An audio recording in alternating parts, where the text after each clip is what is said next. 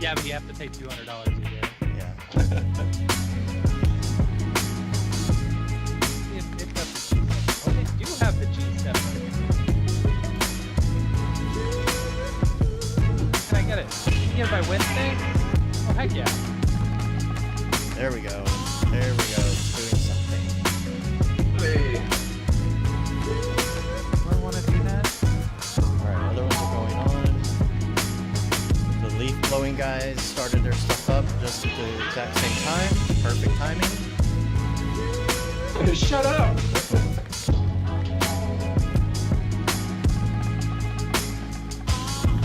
They must have changed something. This all looks different now. Man, thanks for the heads up, YouTube.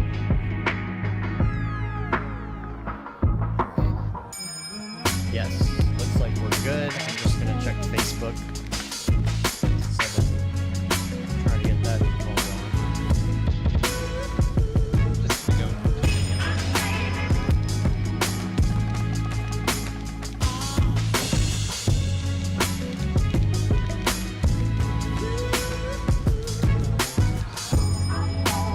complete order. Alright, got a wire.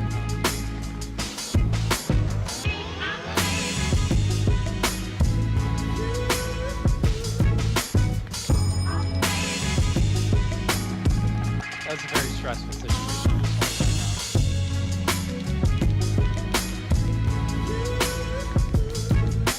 We're live. Nope. We're actually live. It's working. It's good. Hello, So internet. Jacob, Where's the chat? I want to. go to YouTube. YouTube.com/. You'll be able to see it once we get going too. Yeah, on Skype. once. Oh, there it is live. I'm following.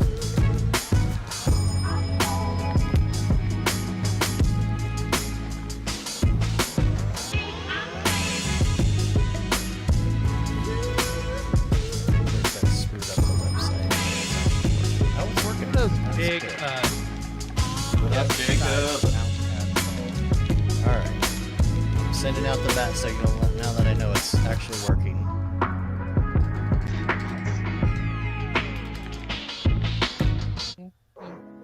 There we go.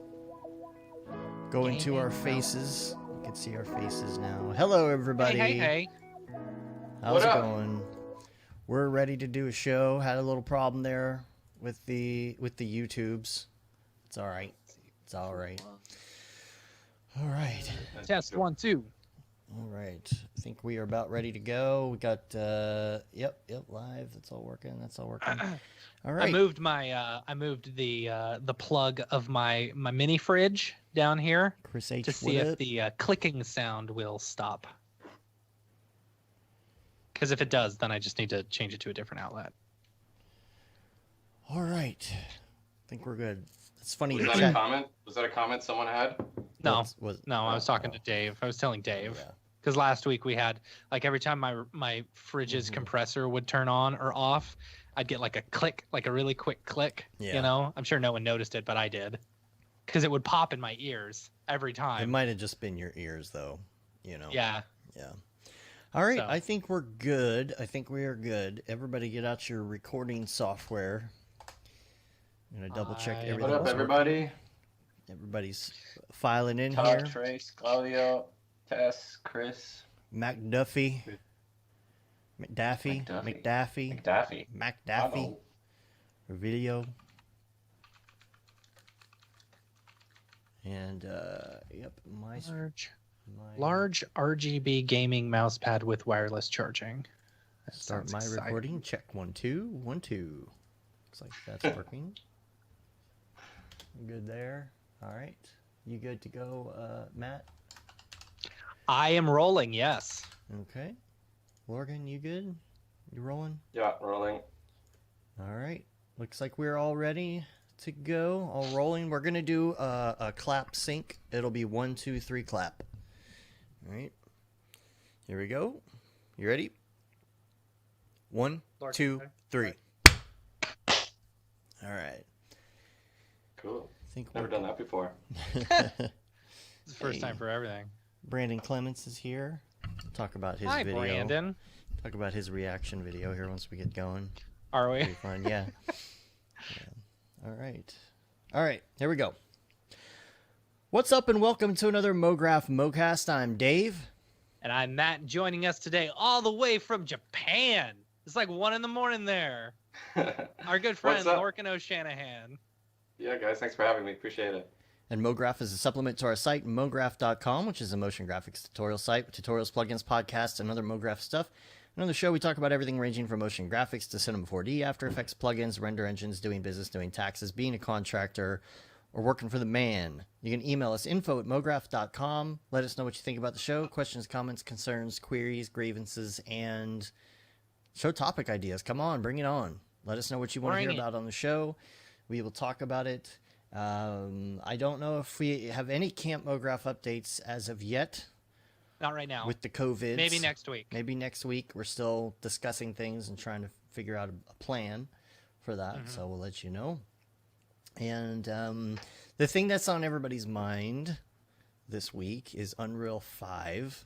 Oh yeah, lots of good memes in the Twitter's verse. Yeah. Oh, about, really? About the Unreal 5. Shit, You know, I didn't see any. the jealous boyfriend or whatever, with the one with the Yeah. boyfriend who's looking back. You know, and it's like Cinema 4D, Octane Redshift is the one girl, and then the guy looking back. You know, and then it's Unreal. Insert renderer here, and then jealousy. Yeah. And it seems like everybody's like super excited about it, even in the motion graphics world. People have never used it before. And it's mainly because of this poly count thing. If you haven't seen the video, definitely go check out the video and give it a look, because what everybody's trying to figure out is, what is this voodoo with the Geo? You know, how can you have billions of polygons and not have an issue? And how is it handling that? You know, they're not really talking about it. Am I getting my sweet 120 FPS? That's what I need to know. Yeah. Got to get my 120 FPS. Did you know that technology was actually like showcased by NVIDIA like in 2018, 2 years ago? Oh, really? They called it, what do they call it? Meshlets. They're calling it nanite in the Unreal example, but it's been around for a little while. It's just like no one had used it, put it to use. So now we're starting to see the effects. Yeah, it's pretty sweet. It's something that's like, I think it's something like Joel said, you know, they're looking to implement into Octane. There's just other things that they have to do from their side in order to do the same thing. I think other people will implement this technology, but it's really made people look at Unreal 5 as something that they might want to jump into. You know, it's dude, like even the new update, what was it, 4.5 that just came out a little bit ago? 4.25, yeah. The additions that they've added in there are super killer. Like the timeline? The sequencer. Yeah, sequencer's dude, that's been in there. awesome. Is it 4.25? I think it is 4.25. I don't know. Yeah, I have no idea. So, oh man, I really wanted to get into game engines. That was one of the render directions I was thinking about for Virtue, the videos I worked on most recently. I probably what did I use? I used Arnold, then Octane, and then finally landed on Redshift to render the final thing. But I really wanted to go with a game engine. The only problem was the models were coming in from like ZBrush with no UVs or anything like that. So there was no hope. There was no hope of using those realistically. So I had to render it in the end, but I definitely feel like once I go freelance again, I'm going to be learning Unreal and basically switching to that, because it just makes so much sense. It's way more usable. Yeah. And I think the question in the chat is PS5 using NVIDIA? I think it's not. I think it's actually using... I think it's AMD. AMD, I believe. Yeah, I'm not 100% sure. There's a good thread. They're not. Yeah, that makes sense. They wouldn't be using the same technology then. That's cool. Yeah, and see, at first I thought, okay, well maybe this has to do with some sort of card that's coming out from NVIDIA. And then, of course, NVIDIA didn't announce anything. They were talking about the rumors of the, 30 series or something. And we didn't get anything yet. But I feel like this has happened before. Like they've done this, and then all of a sudden then at SIGGRAPH we hear. Yeah, I want to say they announce announced the what are they? Which ones are they? They're the higher up. They're the the 20 series. You know. Mm. Gosh, what is it? I know it. What the render cards? Q4000s or Q7000s or whatever. The Quadro. No, Quadro, yeah. Quadro? No, what is it? The G. 5,000 and 10,000, you know. They announced those, and then a couple months later, they announced the 20 series, you know. So hopefully, I mean, if you're looking at the history of when things were like announced versus when they were released and stuff like that, we're looking at like August or around SIGGRAPH time for an when they're going to announce something. But who knows? Yeah, when but like if they're not announcing new Quadro cards or anything like that, they were only announcing that. It's a question. Also, you gotta worry with all the COVID stuff going on, like. What's the manufacturing? What are the factory? Yeah, what's the manufacturing time on everything? And like, is everything slowing down?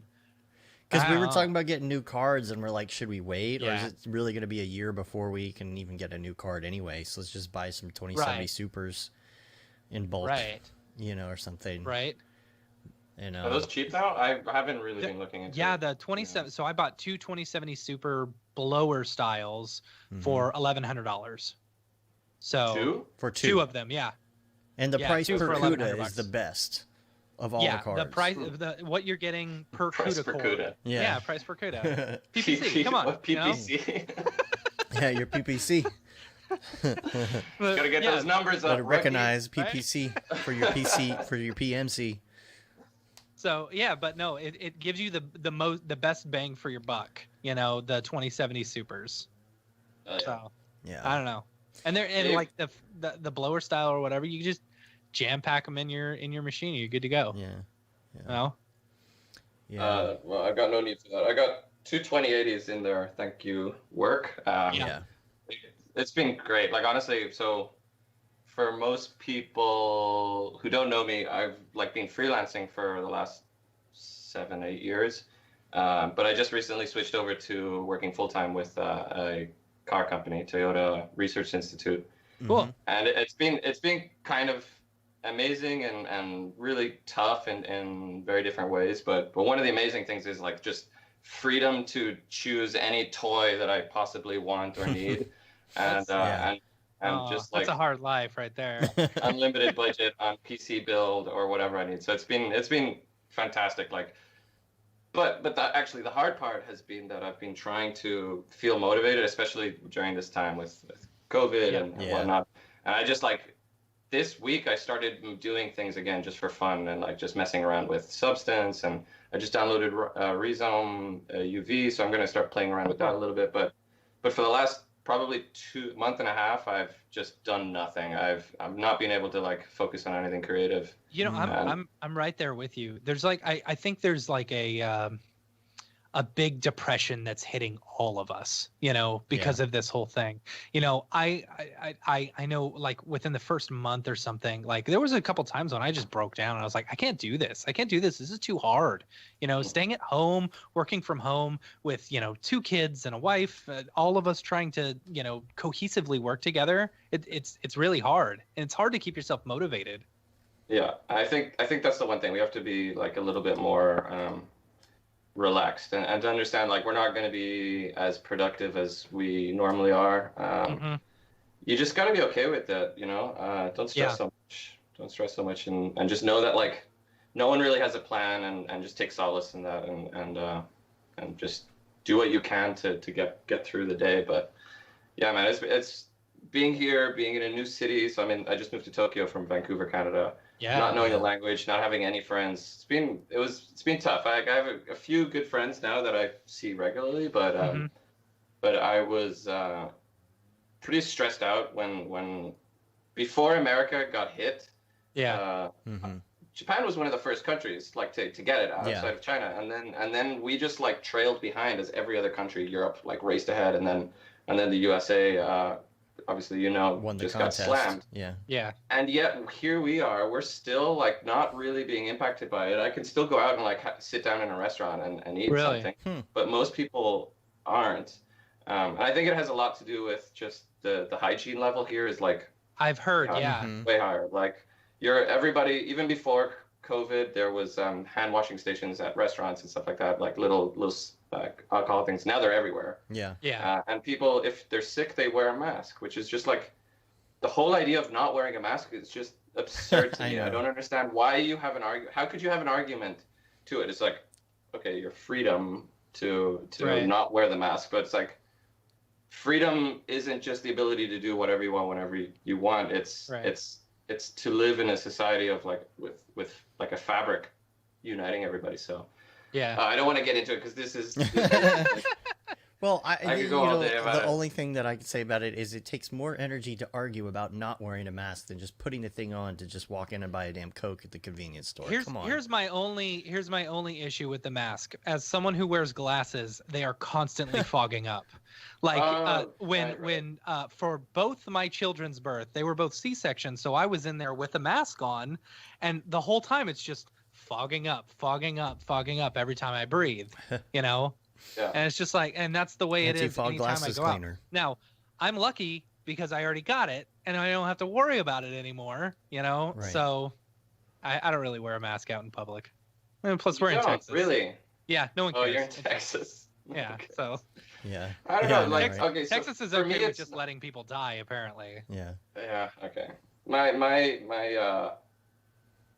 thought behind it has just been assume I have it and act accordingly all the time. Right. And that's it. Like it's the least I can do to just respect other people. It's not even if I know I don't have it, I'm still going to just assume I do. Yeah. And that's the way I was. That's the way I was before I got it. You know. You had it, really? Oh yeah. How did it feel? It's like I caught it like maybe 6 weeks ago. It was at like right at the very beginning. beginning. Right at the beginning. Yeah. And I don't know what it was like right as everything was shutting down and stuff. You know, I don't know how I got it or who I got it from or where. Takeout food. It could have been takeout food. Here's the thing. We've been trying to figure it out because my wife was sick, you know, and I was sick. But my mom, she was coming over all the time, you know, beforehand, and she had a little cough. She had just been to San Francisco, you know, and she came back. She had a big cough. This is where I think we got it from. Yeah. You know, she had a cough. She came over. She was hanging out, whatever, you know, and then, but she got a flu test and it was negative. It's like, I don't know, maybe you got an upper respiratory infection, right? And so I started feeling sick. I thought I had a sinus infection or something like that, you know? And then my wife lost her sense of taste and smell. And then a couple days later, I lost my sense of taste and smell. For like a week. I was like, how weird was that? It was so weird. It is the weirdest thing ever. Like, and what was scary is like no one had really known, like this was just coming out that people were losing their sense of smell and taste, you know? And I was like, okay, so this may be coronavirus. I'm not sure, you know, because I was mostly asymptomatic. I had a cough, but I thought that was just like really general allergies and stuff like that. And I have 2 kids. One of them is 2 months old at the time, you know? So it's like I'm up 3 times a night. I just thought it was general exhaustion from having a child, you know? But so like my body wasn't allowing myself to get sick or something. So my brother, he moved in with us, you know, he flew in from, you know, where he lived, and he stayed a week with my mom, you know, because we're like, oh, we don't want to get you sick. If you've been flying, you don't want to get the kids sick if you're flying. Turns out we were sick the whole time. Then he came over and came and lived with us and got sick, you know, but he had a fever. And then he lost his sense of taste and smell, just like us. He went and got tested. Sure enough, coronavirus. So like the thing is, like we got super duper lucky that it was like, you know, it was cake. You know, it was super cake. Oh, Lorcan, I thought he was like really into what he was saying, what I was saying, but no, his app crashed. Sorry. So like, you know. I got super duper lucky. I got way super lucky. You know, it could have been really, really bad, but like honestly, I was okay. Yeah. You know? Yeah. There was only one night where I had a fever, and I thought that was because it was my 6th root canal of the week, you know, which was awful. Oh shit. Oh, yeah. What up, Dane? Oh, we got some friends in here. Sorry. Pedro, what's up? All I gotta say is that like it's easy to wear a mask, and it's like, well, you have to wear shoes to go into McDonald's, right? You know. Yeah. Oh well, but it's not hygienic to wear no shoes into. Well, exactly. It's not hygienic. Right. Anyway, all right. So I'll finish up. Glad you're all right, man. Yeah. Glad you're not dead. Worse. Yeah. Yeah. And I got lucky. We have a bunch of friends who have gotten sick or have had family members, die of it and stuff, and it's like that's rough. Yeah. That's super rough. Especially when you can't visit. Yeah. Brutal. So we've got friends who have either had it or have relatives that have died, and it sucks. Yeah. I count myself lucky. So, someone was just asking about the experience in Tokyo. Yeah, I was going to ask you about that. So, like, you moved to Tokyo how long ago? A couple months? So I've been here since November now. Yeah. Okay. And so you moved there now. Did you get the job working for Toyota in Vancouver, and then you're over there for like just a temporary amount of time, or are you officially over there like for the extent of your job? Exactly.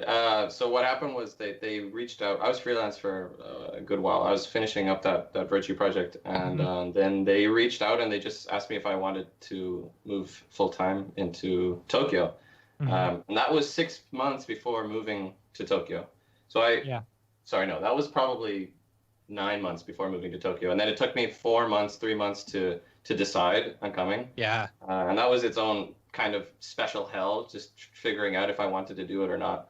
And then once I did move, the visa process took 6 months. They told me it'd take a month. They were like, "Oh, get ready! Like, you have to move by like within a week of getting your visa." And I was like, "Okay, all right, I'll be ready." And then like 1 month passed, 2 months passed, 3 months passed, and it just got to the point where I was so exhausted from imagine living in a home, not being able to buy furniture, not being able to do anything because you're constantly living under this big cloud of like change coming at you. Yeah, for sure. So finally, I just got tired of it, and what I did was just sell all my shit, and I just moved into a friend's place for like a week, and then I just bought flights to like Montreal and around Vancouver and shit like that, and I just like traveled a little bit while working remote. And during that time, I told the TRIAD, which is Toyota Research Institute, I told them that basically I was going to take other work, and if that work got in the way of the visa, so be it. And they said, "Oh no, like they wanted me to come, so they eventually just started contracting me. So we did another contract, and I got signed on as a contractor. And that let me kind of just travel for a couple of months. As a freelance contractor for them in Tokyo. So my schedule is a bit weird because their hours were like my evening was their morning. And yeah. But it was great. I got to see Montreal and a couple other cities that I'd been dying to see, and it was interesting. And then finally, when the move happened, I had nothing. I just had like a suitcase, and I was like, all right, boom, let's go. Wow. And I think that week I took my Canadian citizenship test as well, and then, I was gonna say because you just became a Canadian citizen, right? yeah. So that happened in January, so that was fantastic. So that's like, passport number 3. All right, I'm a Canadian citizen. Peace out. I'm going to Japan. That's exactly what happened. Yeah, that's exactly what happened. I knew I'd want to go back, and if I left as a permanent resident, it would just be a nightmare because I'd have to come back eventually, renew, and go through the whole process again. Yeah. So I was like, I'll just get it, whatever, and now I can vote there and just walk through the border whenever I want, which is fantastic. And I think I might be able to work in the U.S. a little easier now. Oh, cool. Yeah. That's really cool. Yeah. Nice. What about the language? How are you handling the language barrier? The language it's slow. It's really hard. And I'm in a bubble of English people working. It's a big Japanese company, but our specific little UX team. So I'm in the user experience kind of product design team for advanced development for like autonomous systems. And we're all English speaking in our little team. The language is tough. I've been going to lessons, and then as soon as COVID happened, I dropped off. Couldn't go to class anymore, and then it was just hard to. Can you do Duolingo? Dude, I tried that. Uh-huh. I don't see it helping unless you're. I just it doesn't stick. It doesn't stick. Yeah. How I need it to. Yeah. I can understand that. It's like vocabulary words, with no context sometimes. Yeah, even learning. I found even learning like the specific so there's like three different alphabets. You've got katakana, hiragana, kanji. But like learning the specific ones and trying to memorize that is super hard because you memorize the shape to the English sound, but not the other way around. So you hear it and then or you read the English version and you try to go backwards. Super difficult with Duolingo because it's just the way they teach it. But I found just meeting people and the face-to-face classes with like a few people where you can just kind of have a bit of banter.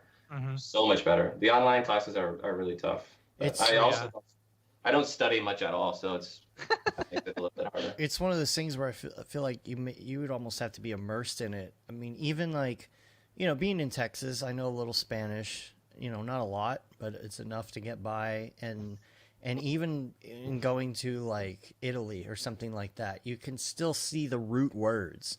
Whether it's something in English or Spanish or something like that, they're all very similar. Even Latin, you can kind of make certain things out. But man, the difference in going to Japanese, Yeah. So I don't know if you know this, but I speak Spanish, and because of that, French, Italian, and I actually took a little bit of Latin in high school, and it was it's amazing how I can almost understand what people are saying in any of those languages. I can't speak it for shit, but like right. You speak quickly enough, I get the gist of the conversation or the sentence, which is super helpful. I like that. But going to Japanese, nothing. Japanese, it's just like complete shock. Yeah. It was complete shock, and I think only now I'm starting to get the hang of like even walking around. I've just noticed that I'm not using my map anymore to like walk around my area. But before it was like anytime I got into a train, instantly lost. And I was just like following my phone. That's colors. Like that's the thing. Like when I went to Amsterdam, that was a little bit harder to kind of make out what words were supposed to mean, right?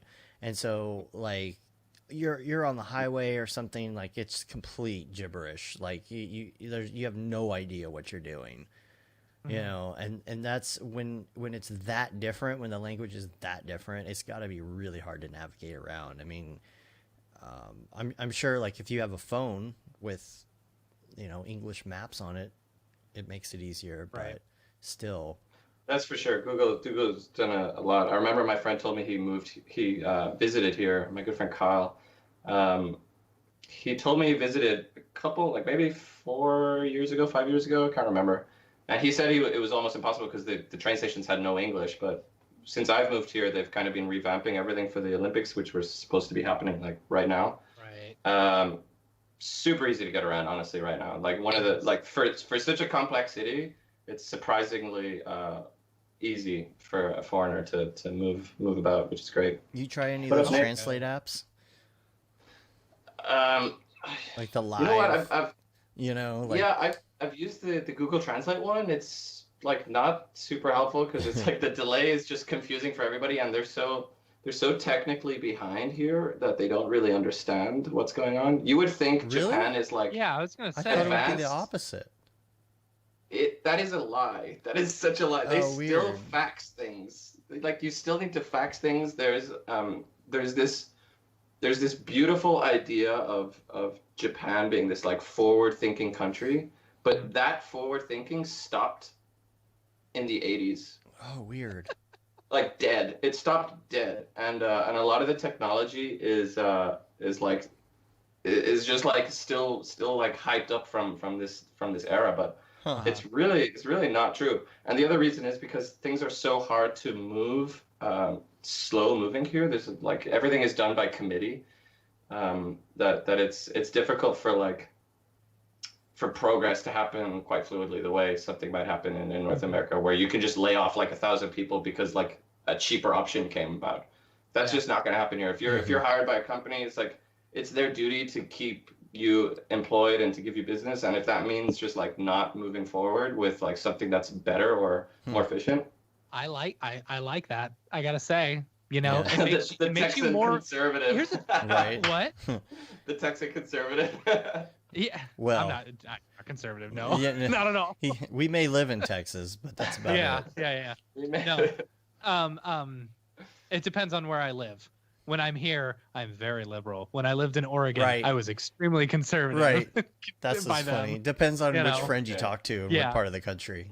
No, I like the idea of like you going and working for a company, you know, and it's like they try their hardest to keep you. That see, to me, and this is the thing that's always bugged me about getting a job and going and working for the man. It's like, you think the man cares about you. The man don't care about you at all. Right. You know, he does not care about you. I have learned that numerous times because you will get fired on a whim just to save their bottom line. You know, And buy a Maserati. Right, exactly. Yeah. That's why I was fired, because the boss wanted a new car. You know. Nice. You saw it on Instagram the next day. Yeah. Yeah. So next paycheck, you didn't get. It's like, you know, why should I work really, really hard for the man if the man's not going to work hard for me? You know. But I like that the mentality that you're talking about in Japan. I think that's great. You know. And if you lag behind a little bit, you lag behind a little bit. I don't disagree with you. I think that's an admirable trait. But when you look at it from the point of view of people having the most like insane jobs here, you'll see people who are like watching something dry, like literally that's the extent of the job, and that's it. Like there's just no real explanation or reason or rhyme, but there's just jobs that are what we would consider in North America like insignificant, like unnecessary. Yeah. And that's someone's livelihood, which is, again, I agree with you. Like, it's a profound thing for society to like function that way, but at the same time, it's very hindering to like things moving quickly and like being agile. There's no agility here. Yeah. What do people do for fun there? You know, is it like a different type of work-life balance where people will, you know, if they've got like these jobs that are moving much slower, you know, are they looking forward to like getting off of work? Yeah, and then is it 9 to 5 partying done? or doing something fun, or is it like the job is secondary to their life? You know what I'm saying? Yeah. So two parts. I can only speak to like what I've personally seen and what I've heard. Neither of which I'm very confident in, because I haven't seen much, and what I've heard is only other people's opinion. So yeah, like someone was just saying, Pedro said karaoke. They love karaoke here, but people will work late just to make appearance that they're working. So if their boss is there, they won't leave until the boss leaves, and they might be there all night. Allegedly. Right. This is what I've heard, and then people stay out late, and then they just go get wasted in Shibuya or something like that at the crossing, and then head home. So there's a lot of salarymen. There's a lot of young professionals as well, but I haven't really found people yet who are in the creative industry who are Japanese. I found a few, which have been really cool, but. I just, as soon as I started getting social and started getting like my apartment together, things just sort of fell apart socially. So with COVID, so it's been tough. It's actually, so someone was asking like, what was some of the hardships with this whole work? Like me taking this job, the whole point was for me to get away from freelance life for a little bit. I'd worked for 6 months straight, isolated in my apartment, working on this 22-minute ridiculous video. Super proud of it, but at the same time, like I just needed something else. I needed like a different relation. I felt like I needed to change my relationship with work a little bit, and to just see my work as like something I do during the day, and then I can go have a life. Right. Because that was just they were the same thing. Work and life were the same thing before. So that's what pushed me to take the job initially. Coming here, I had the great hopes of like seeing a new country and doing all that stuff, and I'm gonna stay and hopefully get there eventually. But it was it was kind of cut short a little bit, and I'm back in the same boat exactly how I was before, working from home, not really being able to move, and my productivity has gone to shit, to say the truth, and my motivation as well, just like serious lack of motivation. So what do you do? What do you do for fun right now? Right now, Animal Crossing? Because that's what I'm doing. I got Animal Crossing. I have far too many toys to play with to complain. Like I have I was telling you earlier, I have a Rift S, I've got a Quest, I've got a HoloLens 2, all provided to me by work. I've got anything I basically could desire, I can ask for and maybe get. But it's just like there's so much choice. I just like don't have any motivation to play with anything right now. I like to just be creative and the way I normally want to be. Like with work, I just want it to be like play. I just want to like have a project, kind of jump into something and just play around a little bit. But it's like it's a really mindless, like creation is a really mindless act for me, and it's in a way like meditation. I can see that. I find it a way to just disconnect and kind of explore my interests. And I think that's honestly one of the best ways to learn. If you're trying to learn what we do in 3D and animation, I think the best approach is to just follow your curiosity and not try to like follow this like 40-hour all Cinema 4D course. You're going to learn how like the ins and outs. I find that very difficult to follow. I don't know about you guys. Like what's your approach when you're I mean, I enjoy courses, you know. You do, really? Like I am, yeah. I feel like I'm not good at experimenting. I'm just not I don't know if I'm necessarily a You're more on the technical creative side. Experimenter. You know what I'm saying? Like I like learning the tools and then figuring out how I can incorporate those tools into something differently. You know what I'm saying? I could totally relate to that. Like I'm very much like a technical minded person. Like I won't normally have like the creative vision set out with the creative vision, but usually by playing with the technical problems, I like find something visually pleasing, and then I'm like, oh, I can totally use this for like some idea or apply it in some way. But generally I didn't have like a classical art training or anything like that. I just went to film school for 1 year after high school. And in high school I was teaching myself Cinema 4D and After Effects, and by the end of it I was just like, I want to do that. I don't know how to apply that to business or like the real world. So I just looked for a school. I found Vancouver Film School, and then just the rest was history. Took the course, loved it, loved Vancouver, staying in Canada. That was basically Vancouver's beautiful. I love that place. You've been, I think. Yeah. Been a few times for SIGGRAPH, I bet. Yeah. I think we saw you last SIGGRAPH, didn't we? Yeah, we hung out. Definitely. We hung out at one of the bars. I can't remember. There's all the years are starting to blend together. I think I dragged you around to a bar. Which bar did I take you might have. I don't know. Yeah, maybe. Somewhere on Granville Street, anyway, for sure. Yeah. That's gonna be great. It's been great. No, and definitely, like I have so much gratitude for Cinema 4D and everything they've done for me, because so after school I worked freelance for a year, just like on random ass projects, whatever would come my way, and then I got a project on Ender's Game, which was fantastic. Awesome. That work got me my in with Matthias and Maxon and stuff. So that was my first SIGGRAPH after that project. And then ever since then, they've just been, well, like you guys know, obviously, but they're such a supportive group of people that they've welcomed me back time and time again. So it's been an amazing journey for sure. And I definitely I wouldn't say I'm here today if it wasn't for learning Cinema 4D and like meeting all the people in that world. Yeah, everybody's so welcoming, and I can't wait until we can get back to hanging out with people again. You know. I know. Oh, I've got a question for you guys. Yeah. So I've often thought about this, and I wonder what your opinion is.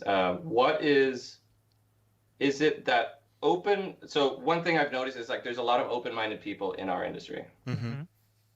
Generally, anytime I meet people who work in what we do, it's a more open personality trait that I'm kind of like interacting with.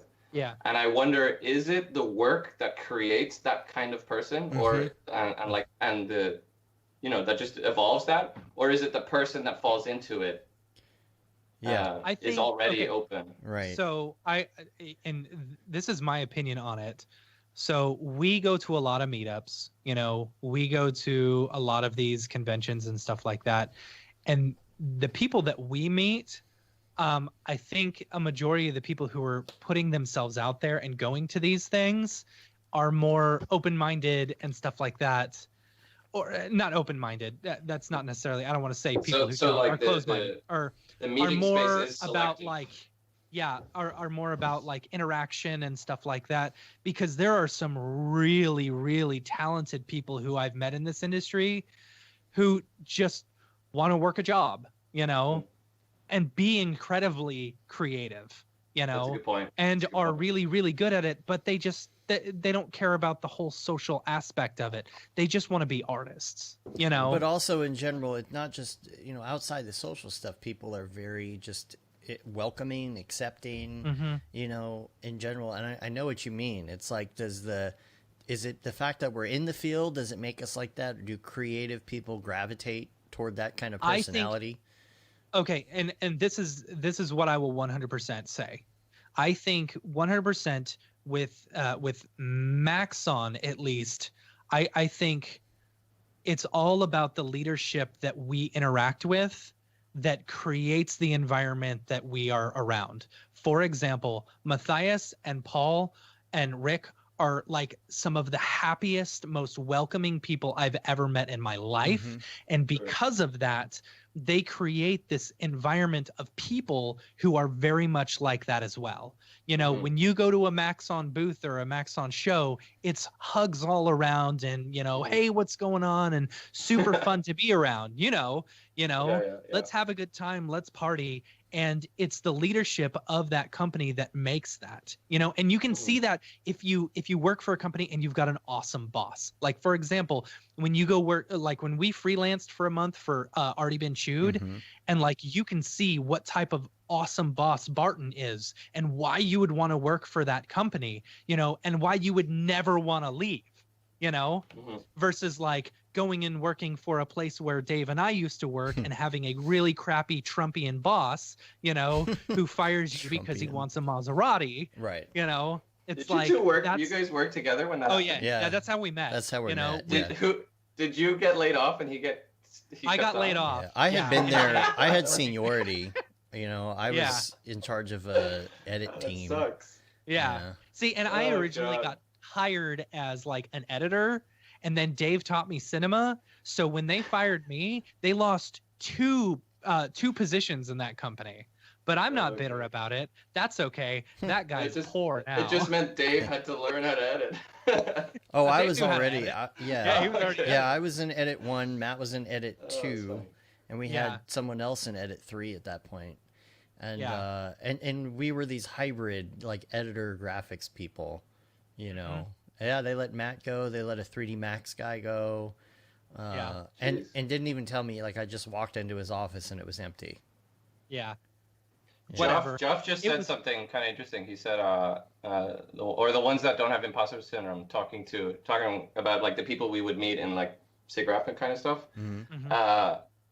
I disagree with that because I experience imposter syndrome all the fucking time. Like, oh yeah, no, all the time. That is not that the people you see talking and presenting probably feel it the most, but they're fighting it. Yeah, you pretend you don't have it to do the thing.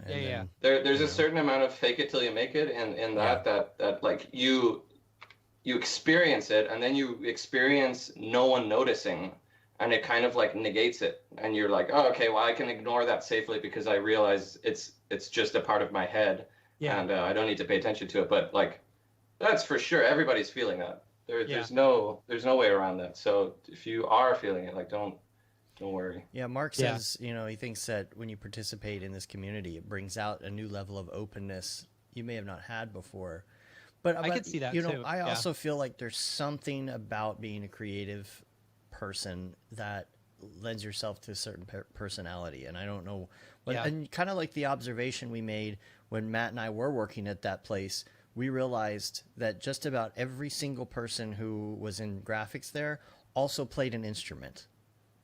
Yeah. You know, it's there's this, you know, it's like you gravitate toward a certain mindset, and I don't know if it's the mindset that makes you creative or vice versa. You also notice, like, especially in that, with that example, Dave, like, we all hated our boss.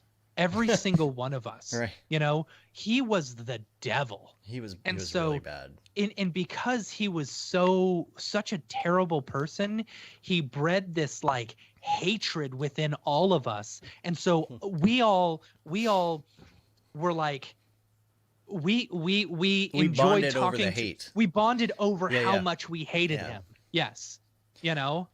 Yeah. I don't know. It's true. I mean, he was sexist, racist, and anything you can imagine. And everybody's like, how is that? Like, everybody agreed that it should have been a reality show because it would have been unbelievable. People would have thought it was scripted to be that bad, and it really would have been. It really was like that. Go back and watch. There was a show called Rock of Love. Rock of Love. Where Sounds his great. daughter was on the show. She came in third place. Where she was trying to. Who was it? Brett Michaels. Yeah, she was trying to date Brett Michaels. And you can see he comes on the show, and she gets kicked off the show because he is such a terrible person. She was also on the show Charm School. And she was in the band Lords of Acid. If you heard of that anyway, band. He's a terrible person. But he got I can't even describe so, you know, karma's great. I don't even know, like, I couldn't even describe some of the situations on the air because it's that bad. Like, I think it would be offensive just to talk about what he talked about sometimes in front of you. Like, that's how bad it was. But we bonded over that. Yeah, we all bonded over that. And it was a weird time too. It was that whole economic crisis where everybody landed in that job because that's what they had to do to get by. Yeah. You know? And we were all poorly paid, and we were all promised raises, and we never got them, you know. And getting fired was honestly the best thing that ever happened because I was able to go freelance. I made more money than I had ever made in my life freelancing, you know, and like I had done it for 3 months before I went and got another job. I interviewed for a job and then interviewed for another job the next day. I turned down the first job, told Dave about it, and he left the company after 3 months. I'm taking that job, He left. Yeah, right? Dude, like, tell me about it. I totally get that. Oh, shit. I just lost my train of thought. I think I'm too drunk. Good. That's what we were hoping for. That's what we're hoping for. Speaking of. There you go. What was I going to say? Shit. Is it about the just the way your brain gravitates toward being a certain way and when you're in motion graphics, or? Yeah, perhaps. I read something in the comments and I thought. Anyway, fuck it. Whatever. All right. So. Go ahead, Dave. No, well, I wanted to quickly just circle back around to Unreal 5. Okay. And just finish out these notes here. He hasn't had enough. Oh yeah, dude, we're still on the week wrap up. Yeah. We barely. Yeah, we're on line 2 of 10,000. No. Real quick, I just did want to say if you checked out the video, if you are interested in it, I'll say that. I've started to check out Unreal. My daughter checked it out. She started learning. She started like checking out the course that we're gonna have coming out here pretty soon, the introductory course. And then, but she wanted to get into more gaming stuff, not the motion graphics side of it. So she decided to sit down and learn a game. The only thing that I don't like is when you get to code, you know, because there's always something with code that doesn't work the way they say in a tutorial, like. And for us, she got all the way through. She built this level and everything. And then they're like, the code's going to be really easy. You can just copy and paste this code in here. I just wanted to show you how to do it, but you need to copy and paste this code. And you get to that point, and it's like, oh, well, that couldn't compile because of something. And I'm like, I don't know what that means. I don't know what that means. And so I track everything down, and then I realize I'm supposed to have Microsoft Visual Studio, the new update, and I don't have it, and there's something wrong there, and I go to install it, and the installer won't install, and I can't uninstall the installer, and it's this horrible thing where like we just got stuck because we can't get the code to work. You know, you can't troubleshoot it because you have no idea what you're doing. Right. It's not like visual art where you could just like, I definitely clicked on that thing. I definitely clicked on that thing, so it should work the same. But code is just like, they update a library and the same function's gone. It's just gone. Utterly useless. Yeah. Yeah. But we checked some of that stuff out. So we've got a couple courses that'll be coming out here pretty soon about Unreal. Where one of them in particular is we're moving forward pretty quick on. And so I think we might have a pre-sale page up pretty soon. Yeah.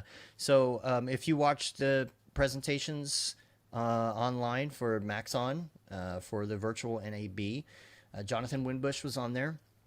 Yep. And he was kind of talking about motion graphics with Unreal and bringing Cinema 4D stuff in to Unreal, things like that. So he has a course coming out. Check that out. It's going to be an introductory course. So if you want to check that out, we're going to have like a little preview thing here pretty soon. There's also some other stuff coming out, which we'll probably announce later.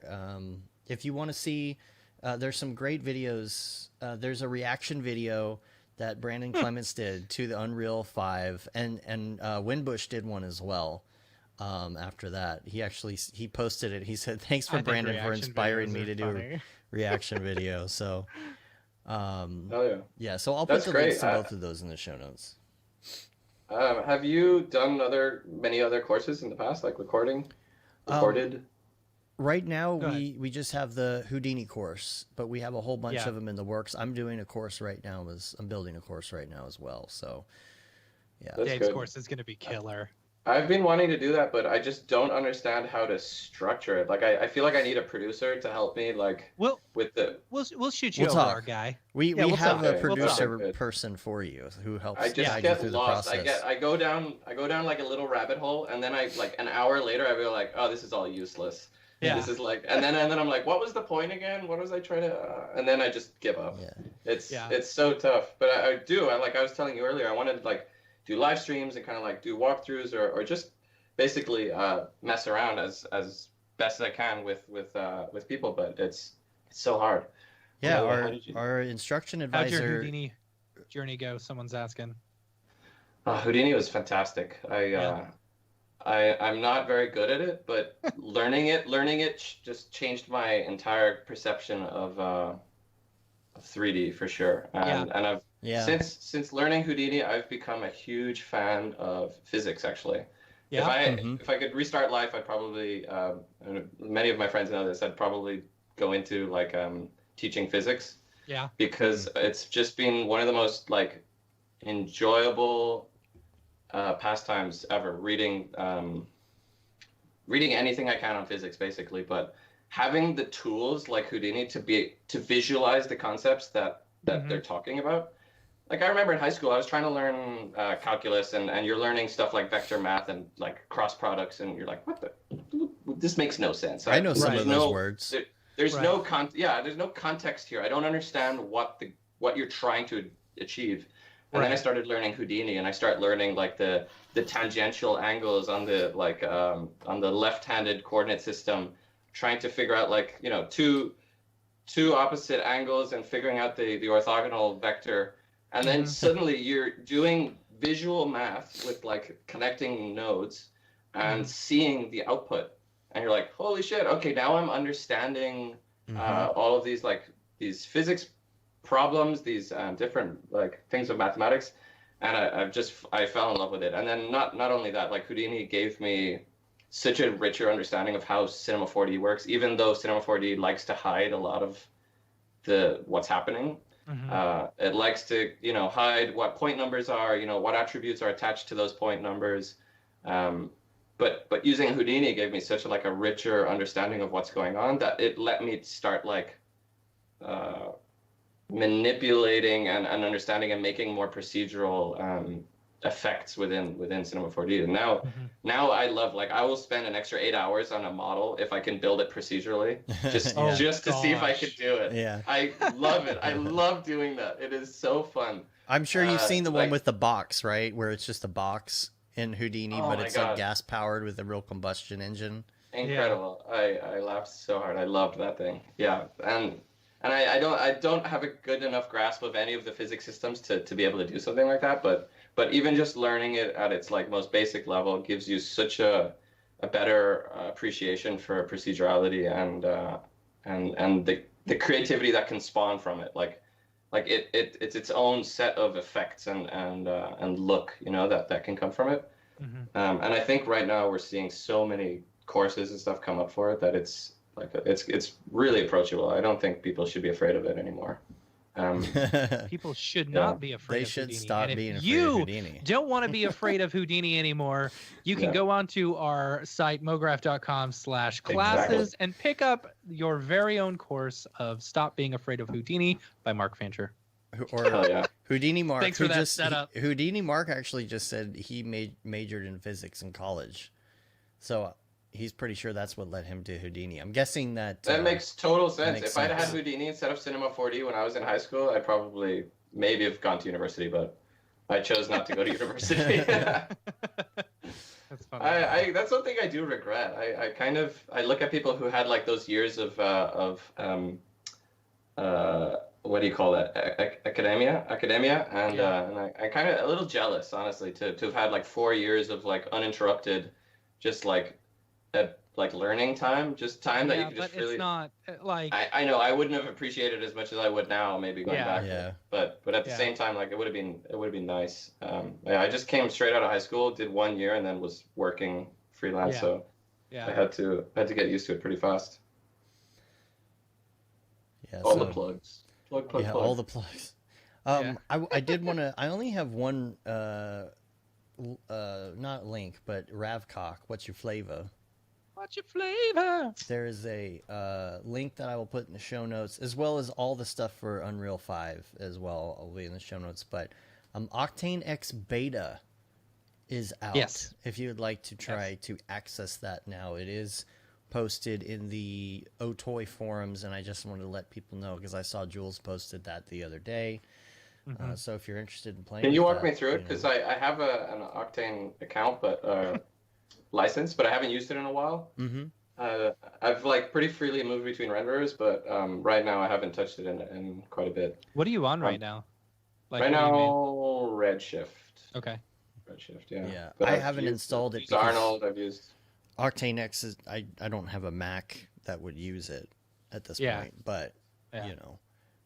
It's the OS X version. Yeah. Right. Yeah, that's crazy. I love that. That's good. Yeah. Us PC people, you know, we're like, that's cool. That's cool for you guys, I guess.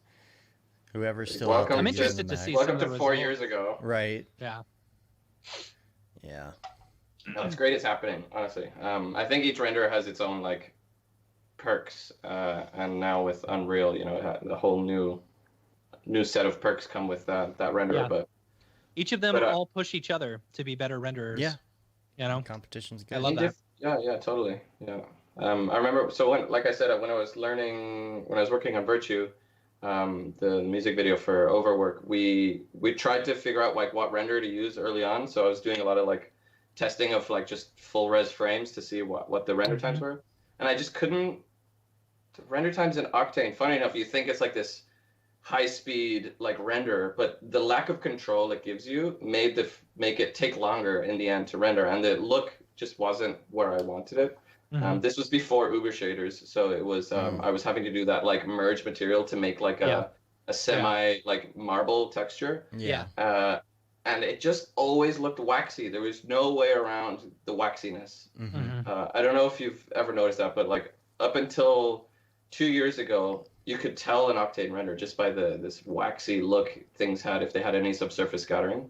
And I just couldn't get away from it. So in the end, I ended up with Redshift, not only because I could actually just dial the texture in with one material, but I could remove everything that I didn't need. Like I had one sculpture and cameras and lights. I didn't need any more than like 2 bounces of reflection. And I didn't need anything else. And I just didn't have that control in Octane, and in Redshift I did. So in the end, that's what we went for. And it was like I learned so much about Redshift, with that project. It was fantastic. It's a beautiful piece. Yeah, thanks, man. Yeah, that was 6 months That's a of work. lot of work. That was 6 months, yeah. And was I it had 6 months straight? 6 months straight, yeah. It was supposed to. I budgeted as 2 months, believe it or not, Oh, and then you can imagine what happened. Yeah.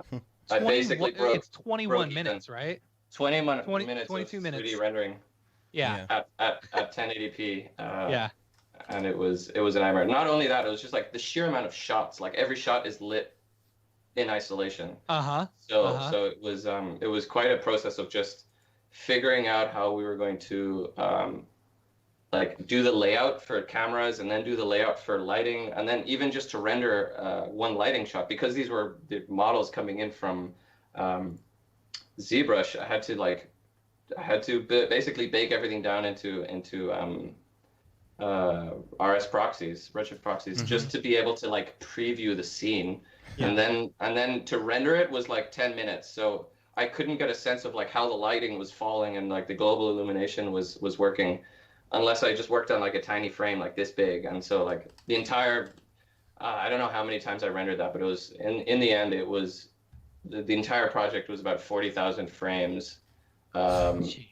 Which I probably rendered each frame at least 4 times or 5, in varying levels of like detail, just to basically like, okay, lighting looks good, no textures on it, obviously, and then like apply the textures and render 1 frame, and then make sure that there it is, and then make sure that the textures looked good with the lighting, and if the lighting didn't look good with the textures, I had to like, because sometimes you would light it and then you'd apply the texture and you'd realize that like the lighting was blowing out with the texture once the texture was applied, or it just went totally dark. So then I'd have to like break off the material in that shot and either fix the lighting or fix the material so that the lighting looked right. And it got so complex because I would work on maybe like 20 different shots in a night, and I wouldn't see the results until tomorrow, the next day, or the day after that, when the render farm was done churning on them. So it's just really hard, like just the project management aspect of it, like just we had a huge spreadsheet with just like every step of the process, like, and just like, okay, this shot is like gone to render, okay, it went back to render, okay, approved, forward one, and it was just an absolute monster, but I learned so much, and working with Edmund, who's the guy from behind Overwork. He is. We started following each other on Instagram because, he was doing amazing work on his Instagram. I don't know if you know Overwork, but all his Dane, yeah. Oh boy, what a beast. So Dane Armour, he's in the chat. He helped with the camera. So pretty much all of the cameras were his like masterful work. But he comes up on my Facebook. People you might know like every day. It's funny. He just spent some time in. So he actually visited. You may have met him. He visited SIGGRAPH NAB a couple of years ago, like a year or 2 ago. No, last year. And you probably met him. Anyway, so he helped me with the cameras and did such a fantastic job. This project wouldn't have finished without him. And then working with Edmund as well. He was just such a good art director. So what I was getting to, as a musical person, he creates all his visuals himself. He's learned Octane, he knows Cinema 4D, and he's just like, if you go on his Instagram, you'll be blown away by the quality of work. And I'm like, who's doing this for you? Turns out it was just him. So we just started like chatting back and forth, and then we worked on this together. So it was. Did you have one shader that you were using for all of these, or did you have to mix and match? There's Edmund, yeah. So initially the idea was to use one shader, but I realized that was unfeasible because some shots were so close up that I needed a second shader for the close-ups. Yeah. And it was, so I needed 2, and then once I had those 2 and I was happy with, we did like lots of like lighting tests with like a light around a ball and whatever, just to see how the sparkles would work from the car material. So I did some crazy stuff for that. It looks fantastic, like super photoreal. Amazing. I was really trying. Anyway, and then you're asking me about the texture, was it? Yeah. Oh, trying that. Yeah, so we had to, and then as we needed to change the lighting per shot, basically it got branched off, and then specific tuning was done. So like, if the small version was too big still or too small, then I would change it. So it was like the notes that got onto every shot just became like minute and just became this massive tree of to-do lists. It was really tough. If you go to my Instagram, you can see like the boards. I have an image of like the boards where I would like draw notes for the lighting and such, and like texture, you know. And it was a cool process, like just visualizing everything and seeing this massive project come together. It was like 7 different projects in one, because we had 7 sculptures, all rendered and designed and animated. So while I was finishing the cameras and lighting on one, like the sculptures for the next 3 were being finished and like being reviewed. So yeah, there you go. So we could like just render out the frames. So these would be the single frames I would render with the texture, just to get a sense of like how the lighting in that shot was falling. It was so tough. It was so tough to manage, but it was a cool experience. Yeah, it was definitely amazing. Yeah, it's a beautiful piece. Like very, very pretty. And I'll put a link to it in the show notes as well, the article that we've got on the site, if anyone's interested in checking that out. Marius Becker. Yeah, I think Marius Becker did the previous project, the one with the maze, if I'm not mistaken. Overwork has a music video, really cool music video, where there's like this maze lighting up with like this kind of Mograph effect. Super cool. Definitely worth doing. Oh yeah, I want to talk to you guys. You guys worked with Joel with Deadmau5. Yeah. And I chatted with him like 2 years ago, right when you guys were starting to work on some visuals with him. How did that go? It's good. It's real good. Yeah. Yeah. We went up there twice and hung out. And, you know, a lot of fun. Great guy. The thing is, did you get to see any of the work in IRL? Yeah, we went to we went to his show. We went to a show in Chicago. Yeah. And then we went to a show in Denver. Yeah. And then he came to Red Dallas, Rock, and that was that Red Rock show was awesome. So good. Yeah. Oh yeah. Nice. So, super jealous. I've been a huge fan of Joel's for like the last 14 years, I think, since I was in high school. Yeah. So to get like, I don't know if you know, but he messaged me on Twitter. And I knew you guys had been working with him, so I knew what the connection was. But he just reached out to me. He's like, "Hey, are you on Skype?" We jumped on and like had a chat with fucking Deadmau5 on Skype. I was like, "What is this? This is absurd." Yeah. And then I got busy. Life just happened. There was other shit going on. This video was starting, and he obviously got really busy with the wedding and with his with the stage visuals. But now he's back at it again with the latest tour. Yeah, but so he's doing more touch designer stuff now. Yeah, that's he's doing a ton of touch designer stuff. Yeah. So I mean, if you see his setup, it's absolutely insane. It's so cool. So I've been meaning to have another conversation with him, because I really want a system like that at where I'm working right now at TRID. I want to have, seeing what he's created for himself, I want to have like a miniature version of a car at my desk, so I can just like pump in visuals into the car and like see like the lighting strips along the roof or something like that, like animate. Yeah, like the mini cube that was set up or whatever. Yeah, exactly. Yeah. I want to see that thing in real life. That would be amazing. Yeah. But super interesting. So we have so much stuff going on at work that I'm just like, oh, what else can we do? What can we play with? Yeah, and we went and hung out with him when he was in town. You know, we didn't do any work or anything, but he showed us how all of that stuff works now with the real-time everything, and, you know, locking certain pieces and clips in Touch Designer with time code, and gosh, the way that it's set up. Just, I mean, he made his own like custom plugins and all of that stuff. It's nuts. I was blown away when we had the first chat. I was just talking to him about Houdini, and like, just as if he doesn't know what it is, and then he's like, "Oh yeah, I learned that before I learned Cinema 4D." Yeah. Like, casually. Yeah. I was just like, "Oh my god, this guy's next level." Yeah. I think his curiosity is a level beyond me for sure. I can provide my expertise, but he's going to be the one teaching me, I think. Well, and when you see an artist, usually they're kind of in the middle of the production, right? Like they obviously have creative input, but they're not sitting there giving technical input. You usually have somebody over. You've got a production manager above you who is telling you what to do because the artist said that they want this. There's a completely different chain of command. He's literally the production manager and in charge of everything, technically all the way down, Katy Perry doesn't know how all the wiring diagrams and technical aspects of the show work for her show. Joel knows everything from the top down because he literally designs it and says, I want this, this, this, and this. You guys go put it together.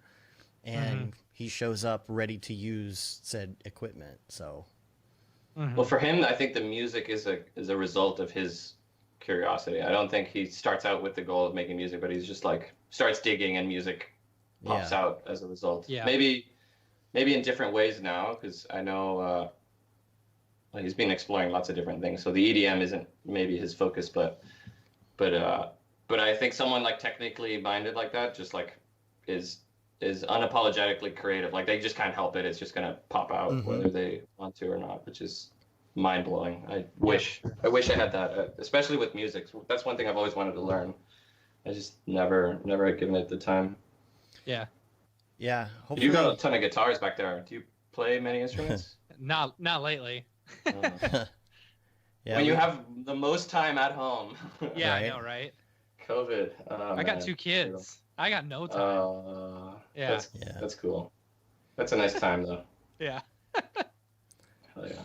Yeah. So, what else do I have on the list here? Do you have any other pieces that you've been working on? I know, just recently it's been, the weird COVID. I've been working on an Amazon box for the last couple days. The Amazon box? Amazon box?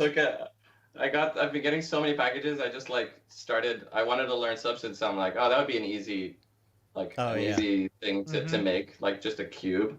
So I took some photos of some of my Amazon boxes and then went into Substance and like started projection mapping it. Because I'd always wanted to do it and I just never learned. So it's kind of part of the larger project that I'm wanting to kind of move forward on, which is a look at how the things we own kind of define the life we're living.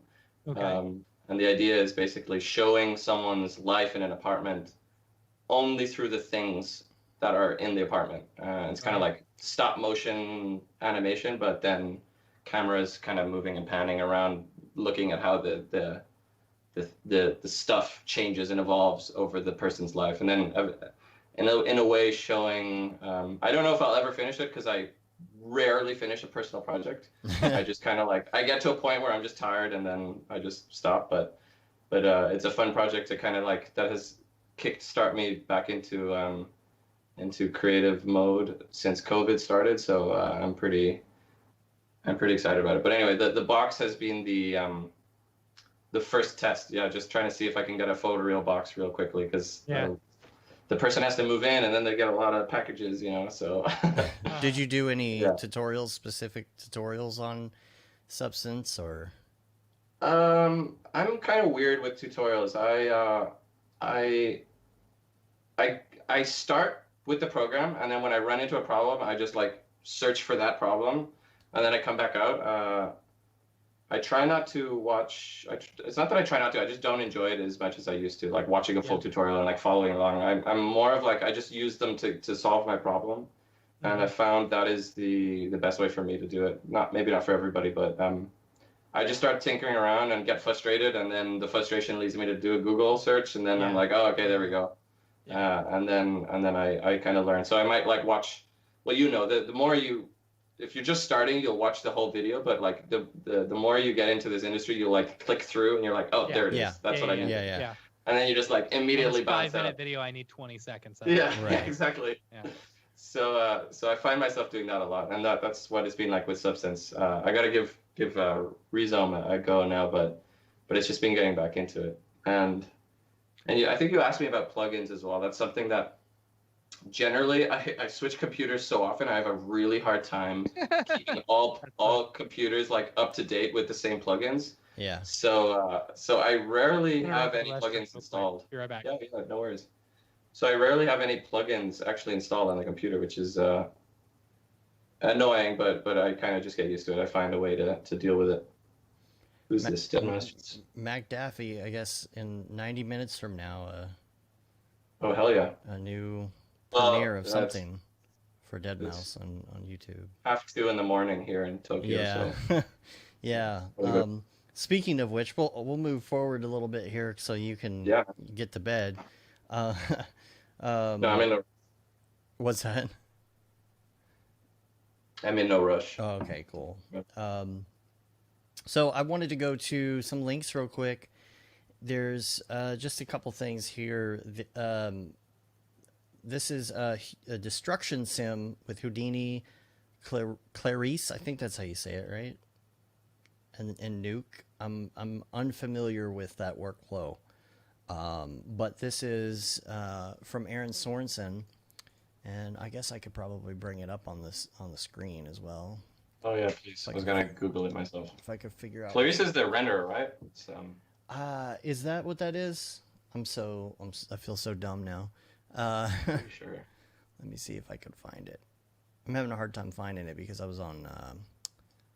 If I'm not mistaken, it's good for like absolutely massive scenes.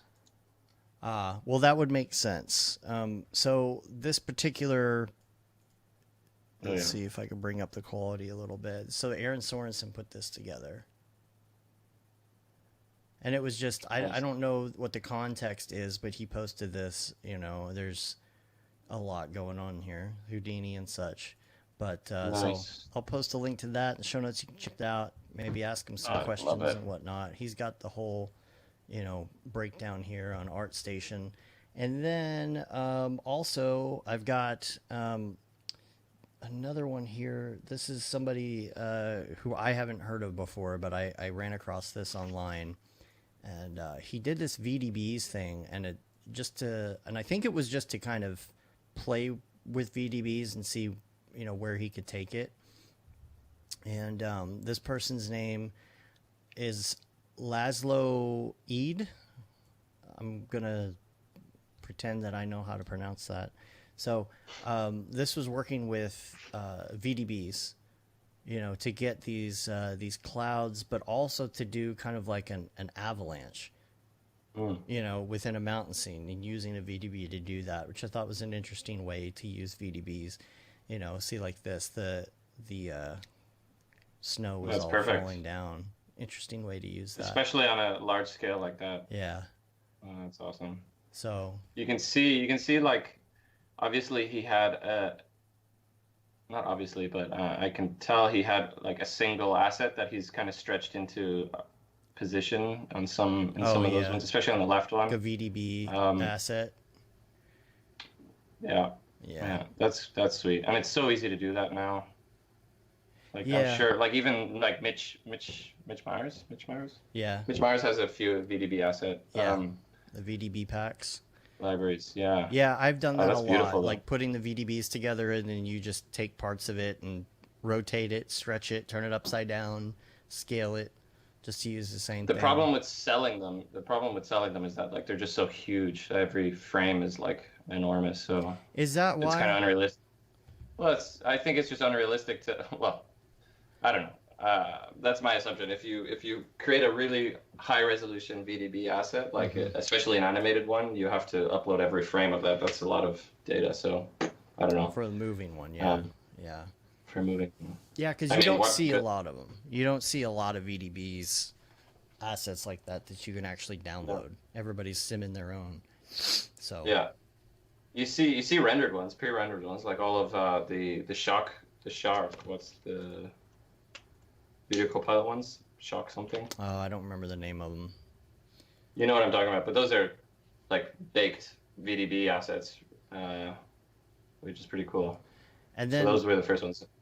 There's a video that I guess Patrick Goski worked on as well, and I just saw this morning, so I don't know all the details about it, but it's a it's an American Idol video, I think. Show me. I haven't seen what he's been doing. And this is like a live, interactive Katy Perry thing. And I don't know if we'll get flagged if I show too much of it or whatever. But you can see here that she's interacting with all these assets. She's on a stage.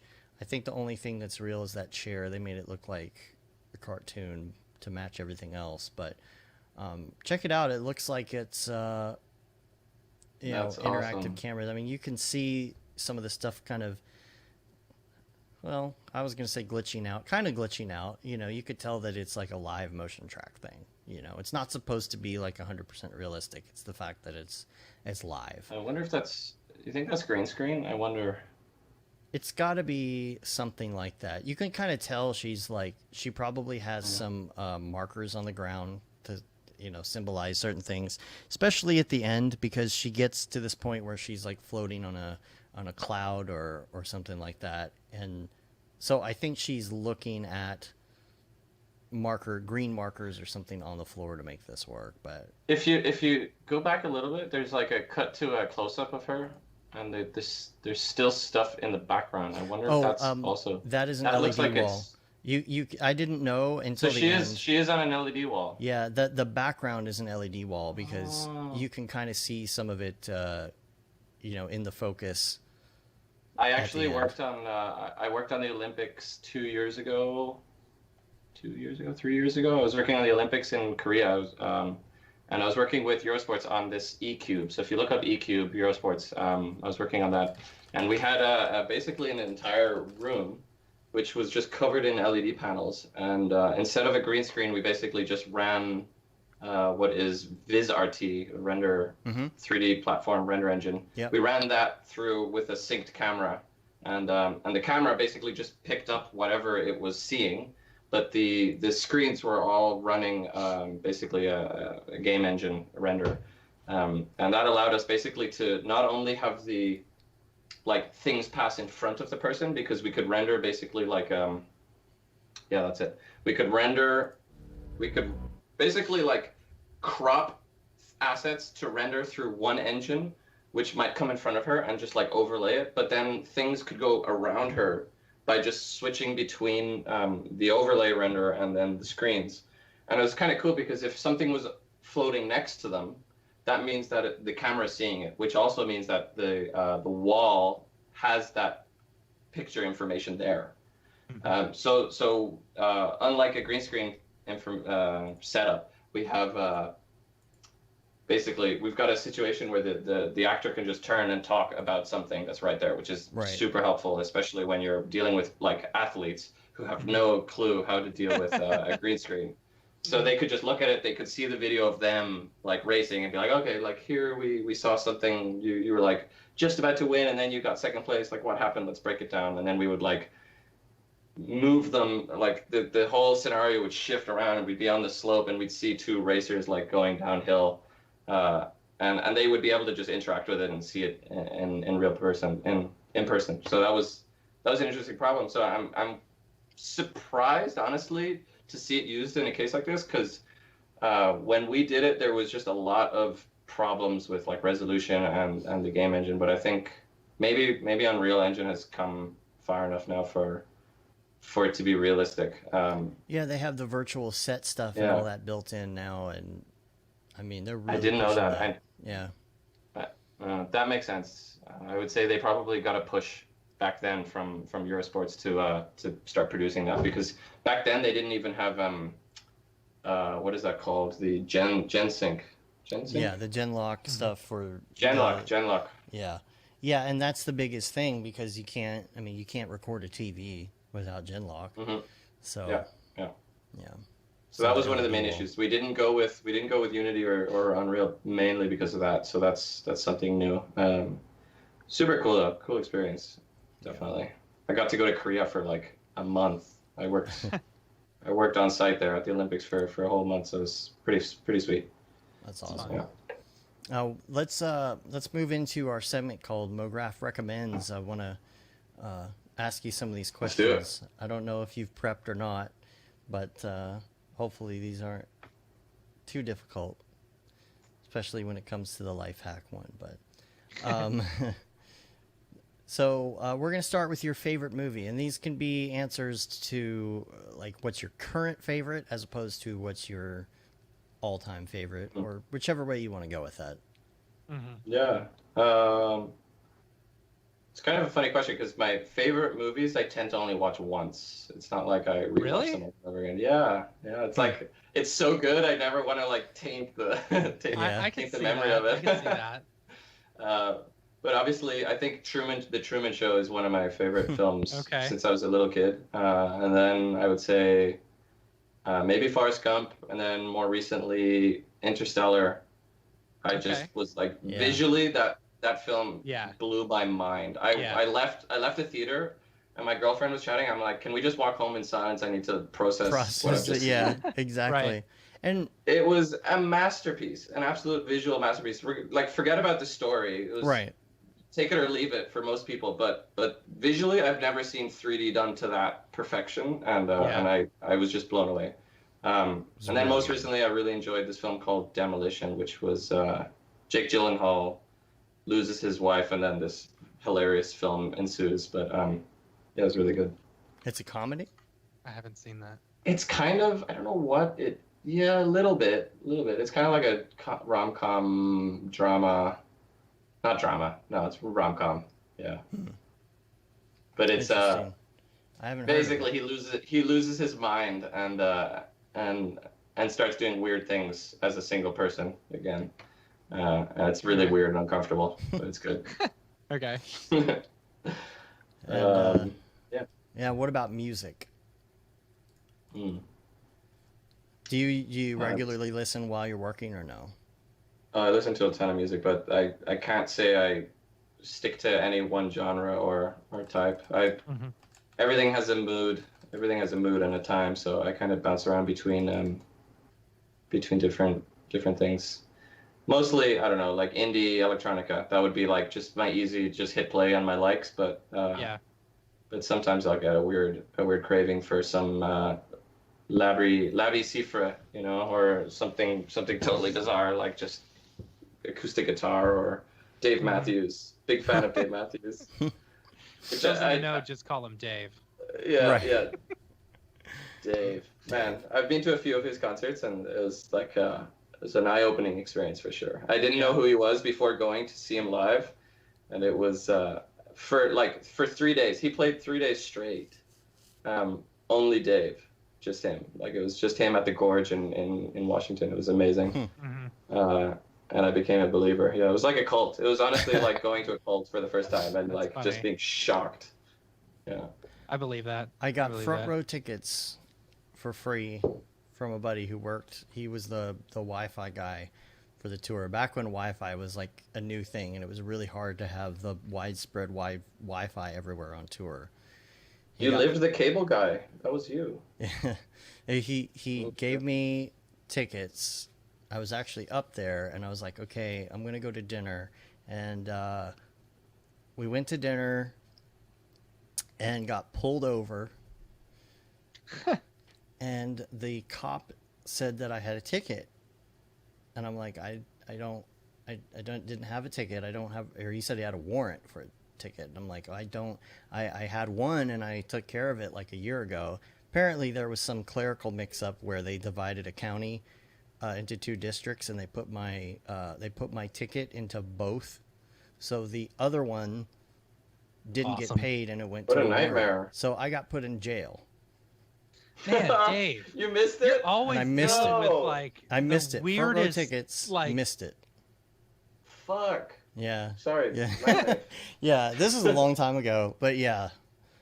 It sucks. I wanted to go so bad, and then I finally, I managed to get out pretty quick. I had been to that jail before, but I got out that day miraculously because it was almost lights out, and I called my friend. I literally walked across the street to the bar across from the police station, and called my friend, and I'm like, dude, I'm so sorry, because he had been texting me. I'm like, I didn't make it. I got arrested. Did they offer any sort of severance for you being, arrested? Are you kidding me? No, and it took me almost 3 years to get it cleared up. It was like reschedule. Had a lawyer working on it for 3 years before it finally got dismissed. You know. Jeez. Yeah. Anyway. Oh my God. Let's go to TV shows. Let's talk about your favorite TV shows. Oh, I just want to say goodbye to Botaib. Botaib? I don't know how to pronounce your name. Popo. See you later, Popo. Take care. All right. Thanks. Are you? Sorry, TV show. Yeah. Are you watching TV now that you're in quarantine and you've been binging anything? Or? I regret signing up for Netflix because Why? Why? Because I've seen Netflix. I've seen Friends for the second time from start to end. That's funny. The already. Office. Do you watch The Office too? No, I'm making a point of not even starting that because I know what will happen. I've seen it twice already. Oh, okay. Obviously, lying. What is it? Tiger King was a must watch. Yeah, of course. I think the most enjoyable show I just watched was The Outsider. I don't know if you know that one. I know of it. Yeah. Heard of it. I think it's HBO, a Stephen King thing, but I really wasn't expecting what it was going to be about. Jason Bateman, he's in like Ozark, which I also loved, and Ben Mendelsohn from, what's he in? Bloodline.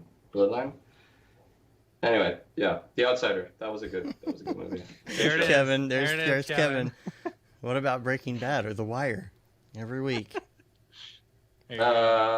Do you rewatch those? I haven't. Like, I loved Breaking Bad so much, I just haven't rewatched it. And The Wire, I watched that so long ago. Kevin's referring to the line in Family Guy, and like where everybody, it's like a cult. Like you must watch Breaking Bad or The Wire, and so every week now he says Breaking Bad or The Wire. You know what, Kevin? That just do I have shows. to choose one? But what that about actually makes me very happy that you listen every week. Yeah. Oh, okay. One of my favorite shows that is like kind of doesn't get enough attention is what is it called? It's not Westworld. It's the other one. Jurassic Park. It's an older one with like older Western. I can't remember the name right now, but I know what you're talking about. The HBO Deadwood. show. Deadwood. Yeah. Deadwood. That's Yeah. it. I've heard good things Fantastic. about that. So good. So enjoyable. Loved it. Netflix has that new Trial by Media documentary that just came out. I think it was like number 5 yesterday. You should definitely check that out because it's a like every episode is about like a different thing. Kind of touches on Me Too and stuff. No, it's more about it goes further back, at least the ones I've seen so far, where it talks about the first one was the Jenny Jones scandal. I completely forgot about Jenny Jones. I don't know who Jenny She Jones was is. a trash talk show host in like the early 90s, and you'll see her face and you'll completely recognize her because I saw her in the preview. I'm like, who is she? Like, I know this woman. And she was like, I have no idea. It was her and Sally Jesse Raphael, and I remember her, and all the other trash talk show hosts. But she basically, for the first episode, because every episode is something like this, and it's about what happened in the media and all of that, and how the media and the public opinion shaped these trials, right? So this was Jenny Jones. It's trash TV. So the whole premise is you bring somebody on to reveal to them that you have a secret crush on them, right? Okay. Well, she brought this guy on who there was a homosexual guy who wanted to reveal that he had a crush on someone else. And in the early 90s, it was even, more of a big deal to like talk about this stuff, drama, right? And so she's egging on the audience, and like everybody knows it's coming, but the dude shows up. He doesn't know that this guy is going to reveal that he has a crush. Completely embarrasses the guy, and the guy after the show murders the dude for doing this on national TV. And then it's like, whose fault is it? Is it Jenny Jones' fault that she drove him to this? But it is such a good. I think it's executive produced by George Clooney. And so every episode is about this. The second one's about subway killings in New York and the subway vigilante stuff you may have not even heard of. I mean, that's as far as I got. What is it called again? It's called Trial by Media. And you also have to check out their intro graphic that they do, because the intro graphic was done pretty well, where they make the name to look like different logos of different television networks and stations. I think they did a good job on that, but it is definitely that just came out like a week ago. Yeah. Oh, it's new. Okay. Yeah. Awesome. Interesting. And what about podcasts? That's a good question. I listen to a lot of NPR stuff like Radiolab, which I just have loved ever since. Like, I don't know if you've listened to the Colors episode. Colors. I've only listened to a couple of them. I've kind of picked and choose. Guys, as visual people, listen to that because it's amazing to listen to an entire audio podcast that's about vision and color, and how they describe it using a choir is like beautiful. It's so good.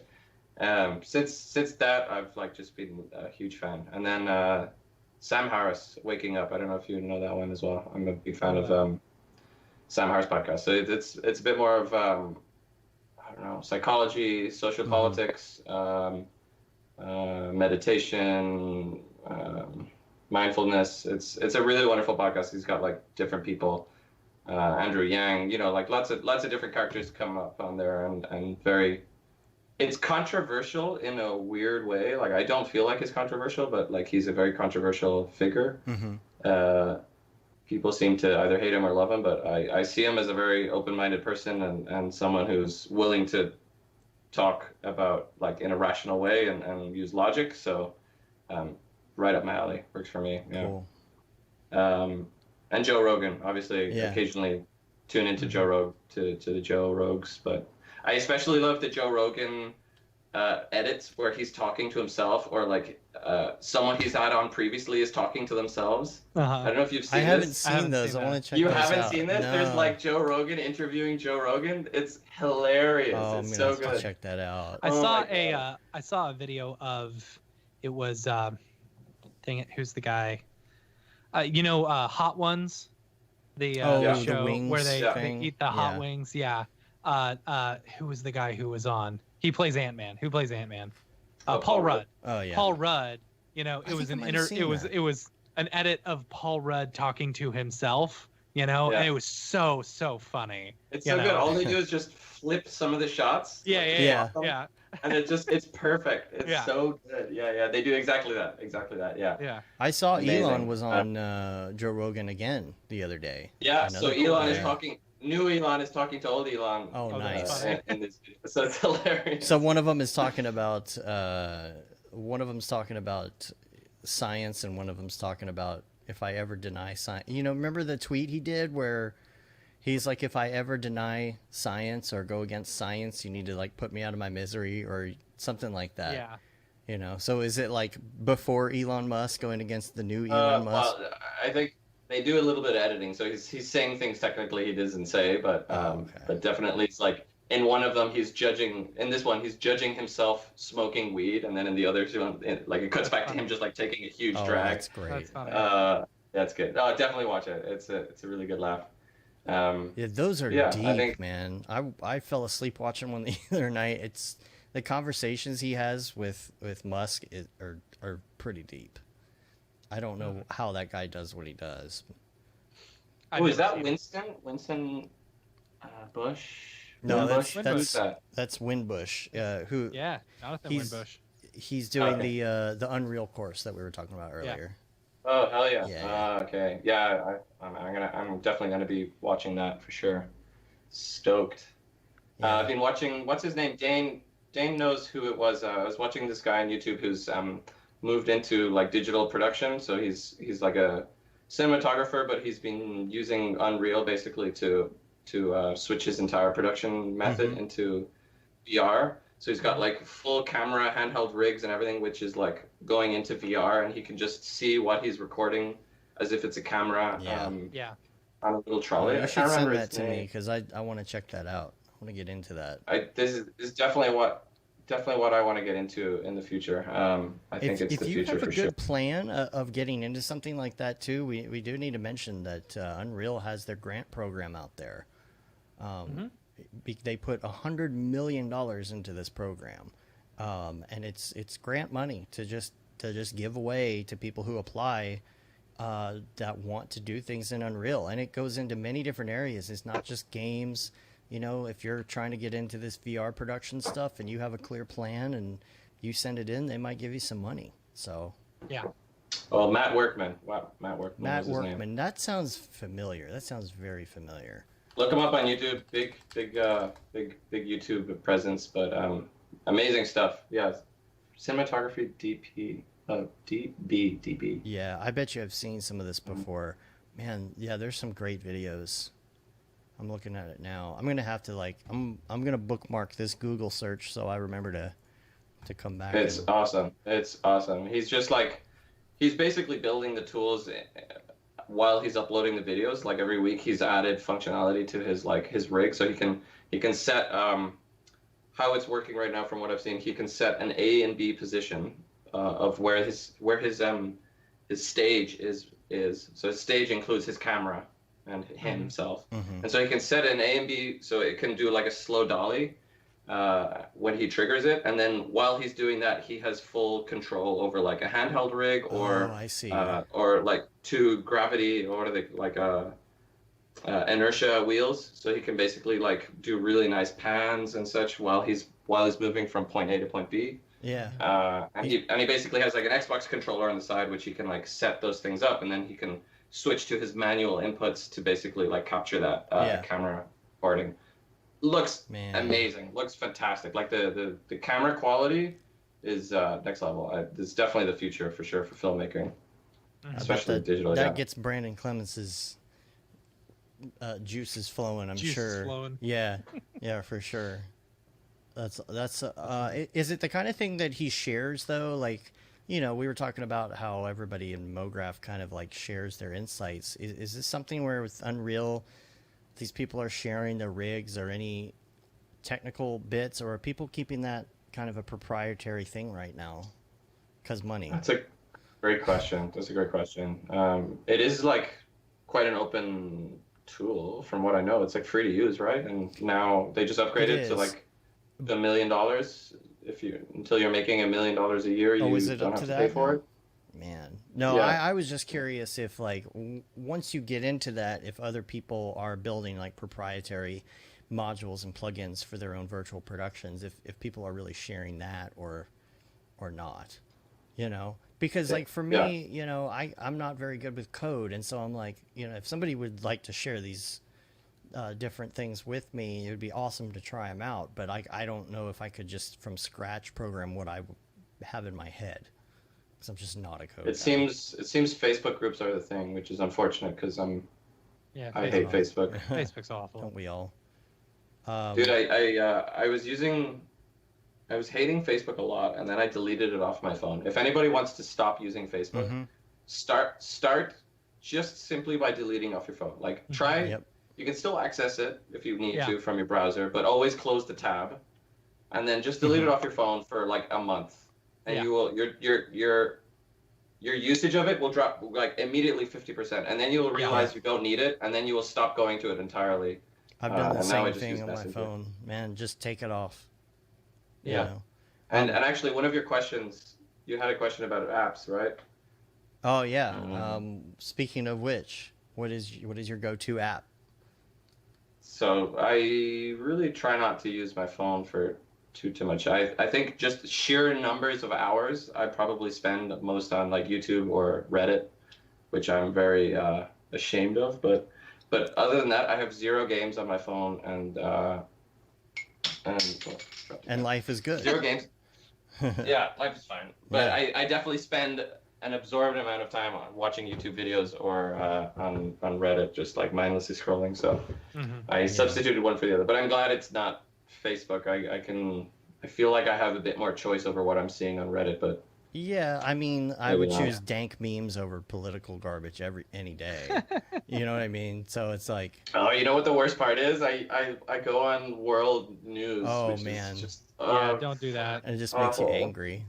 So I got extremely anxious over COVID, and it was because I was just on that shit just all reading the time. too much. Yeah.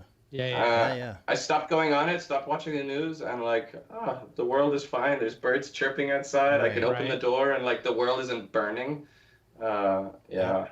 So Reddit and YouTube for sure. But thankfully, I've kind of just like been so hyper aware of how much time an app can suck from me and I think also it's a byproduct of being freelance is you're hyper aware of your time. I don't know if you guys can relate to this, but I can see that. Yeah. I'm ridiculously aware of when I'm not being productive, simply because I've been freelance, and as a result, like I just can't sit there. I can't enjoy a video game anymore because I'm just overwhelmingly like anxious that I'm just wasting time, unless it's like an artful game that I'm playing almost as like research. But to just sit there and like play Call of Duty, which I did for 4 years straight when I was in high school, like can't do that anymore. That's just not possible. Well, I mean, to that extent, to like high school, all the time, I completely understand that. It's is John Lennon who says time you enjoy wasting is not wasted time. I try to remember that.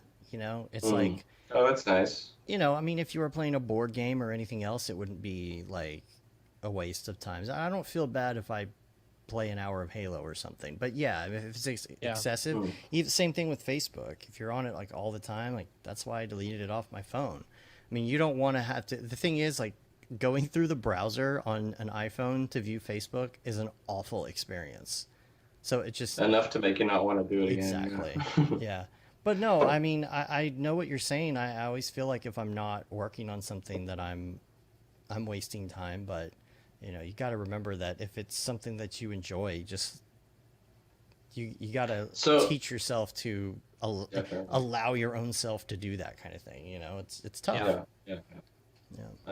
That's a great point, and I do try to remember that it's not always about being productive. I definitely think the time away from being productive is just as important to being productive. Yeah. You get some time away and you can jump back into it after. You're anxious to do something, so you stay at the computer all day trying to get it done, just like hitting a wall all day, as opposed to just like leaving for 9 hours, coming back and doing it in 1 hour. Yeah. Sometimes that relaxation and then followed by like intense stress is like enough to just get it done. Yeah. In a way that you just didn't foresee before. So productivity is a tricky one. I think there's a lot of different fronts to approach it and to worry about as well. But sometimes just going to fold your laundry and coming back helps. Yeah. Yeah. Taking some time to stew on the problem, not in front of it. That's what I find sometimes. Sometimes I'll struggle for it all day, and then I'll just be like, all right, I'm done. I kind of chill, watch some TV, and in the back of my mind, I'm still working on the problem, figuring out a better solution to do it. Yeah. Well, that's what I'm doing with running. Going running and for such extended periods of time now, that you get bored when you're running for an hour. And so I make it a point. It's harder to do when you get to the end and you're more exhausted, but at the beginning when you're running and you're not out of breath yet, like thinking about this is my method anyway. You go out, you start running, you start thinking about what you want to do when you get back to the office. Right. When you get back home. Can I ask you a question? Do you listen to music while you run? I'm guessing you don't. I do listen to music. You do? Yeah. Interesting. I have a hard time thinking when I'm listening to music. I know what you mean. Yeah, totally. But I think some of it is if I'm listening to music I've heard before, it's not as difficult. And so I have the same playlist that I go through, and it's by BPM, so that I'm running the same way every time, the same place, the same exact steps, the same BPM. But I'm thinking about what I want to do when I get back to the office. Then when I run out of things to think about what I want to do the rest of the day, I think about what do I want to do during the week. Then what do I want to do? What's my plan for the year? I just keep going to keep my mind occupied. But again, bringing it back to that, it's like, okay, I get to sit there for an hour and think about my plans. And but that can be applied to anything else, like doing laundry or playing video games or something else. You have something in the back of your head. You feel like technically you're still working because you're thinking about it, But I don't know. I've woken up from a dream before with better ideas. I feel like when your mind walks away, somehow it's still thinking about things, but it's different. I agree, man. I agree, and that's actually one of the things when I was freelancing was taking into account, especially as I did it for longer and I raising my rate a little bit.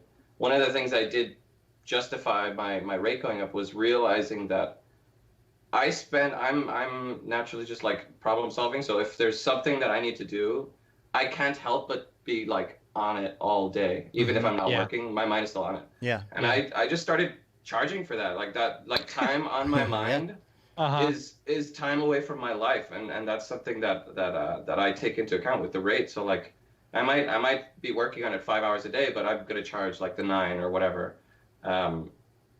Not that makes any sense for like the actual time working on it, but I realized most of my day is spent on a problem if I have one. And that was like an important change, because once I did that, I realized like my time was a lot more valuable than what I was imagining before, and I started making a much better living. But obviously, you need to be solving problems. If you're just charging for the sake of it, that's not true. Right. I just realized that was a natural process for me. Was just like, that's an interesting problem. I wonder how I can solve it. I'll try something, go away. And then I'm like running or just like in the movie theaters, and then I'm like, I see something that inspires a thought, and I'm like, oh my God, there we go. That's how I could do it. And then come back to it. So I think that's an important thing as well. Yeah. Now, I know you said you didn't use a lot of plugins, but when you do, what do you... Yeah, but when I do. Yeah. Well, obviously Redshift. I'm a huge fan, although I don't use... I've bought most of his plugins, but I don't have any of them installed right now. Mark Wilson's, obviously. Yeah. Yep. He's a genius. He's been showing off some new stuff lately. It's pretty cool. Oh my God. I don't know what happened. He had some accident or... Motorcycle bike accident? Yeah. Oh my God, poor guy. Yeah. Well, shout out to him. And then there's some new person, I don't know if he's from Russia, but like 0642 or something like that. Like his username is just like a number spelt out. Like, I need to know what. I'll send you the link, because I don't want to just give him a shout out without actually saying who it is. But he's been doing some really cool like procedural Cinema 4D stuff, which I love. But he's not building any tools, but really cool tutorials which are like all procedural the whole way up, and then he creates this beautiful like effect of I don't know. It's hard to explain. You just... We'll have to find... Where is this person usually? Like on Twitter or Instagram? He's on YouTube. Oh, sorry, I'm going to make some noise here moving the bottles out of the way. It's in my life. 6ix9ine, right? 6ix 6ix9ine? 9 INE. 69420. That's the rapper. The tutorials have thumbnails with just like some type with a blue background, and then like like videos. 2 seconds away. 0626. 0626. And that's just numbers. Spell it out. Oh, okay. 0626. All right, I'm gonna check this out. He's got 3 videos, and he just like started uploading a month ago. Wow. But already I'm just like, boom, this is like another Merc Wilson right here. Procedural geometry. Here we go. Oh, neat. Yeah, interesting. Insane. He's doing like quad trees with cloners. Just blowing my mind. Amazing. I absolutely loved it. These are like quad trees are something I was trying to figure out in Houdini, and he figured it out in Cinema 4D. I don't know how he did. What is that essentially? So quad tree is when you basically divide, you take an image, let's say square, and then you divide it by 2. So you have 4. And then based on the contrast of whatever image you're like projecting over it, you could divide that one of them by 2 again, and then divide one area by 2. And so you can create an image just based on like the subdivisions that the contrast of the image provides. Oh, I see what you're saying. Yeah, and the effect is cool, and it works for. It's how VDBs work. I'm pretty sure it's a similar concept. Large areas that are unused basically just get like left into a single voxel, and then smaller areas get more and more detail, and that's how they keep it to the size to what it is, to something really efficient. Yeah, that's an interesting concept. Yeah. This one here, it's I don't know what it is. Somebody on a motorcycle at an intersection.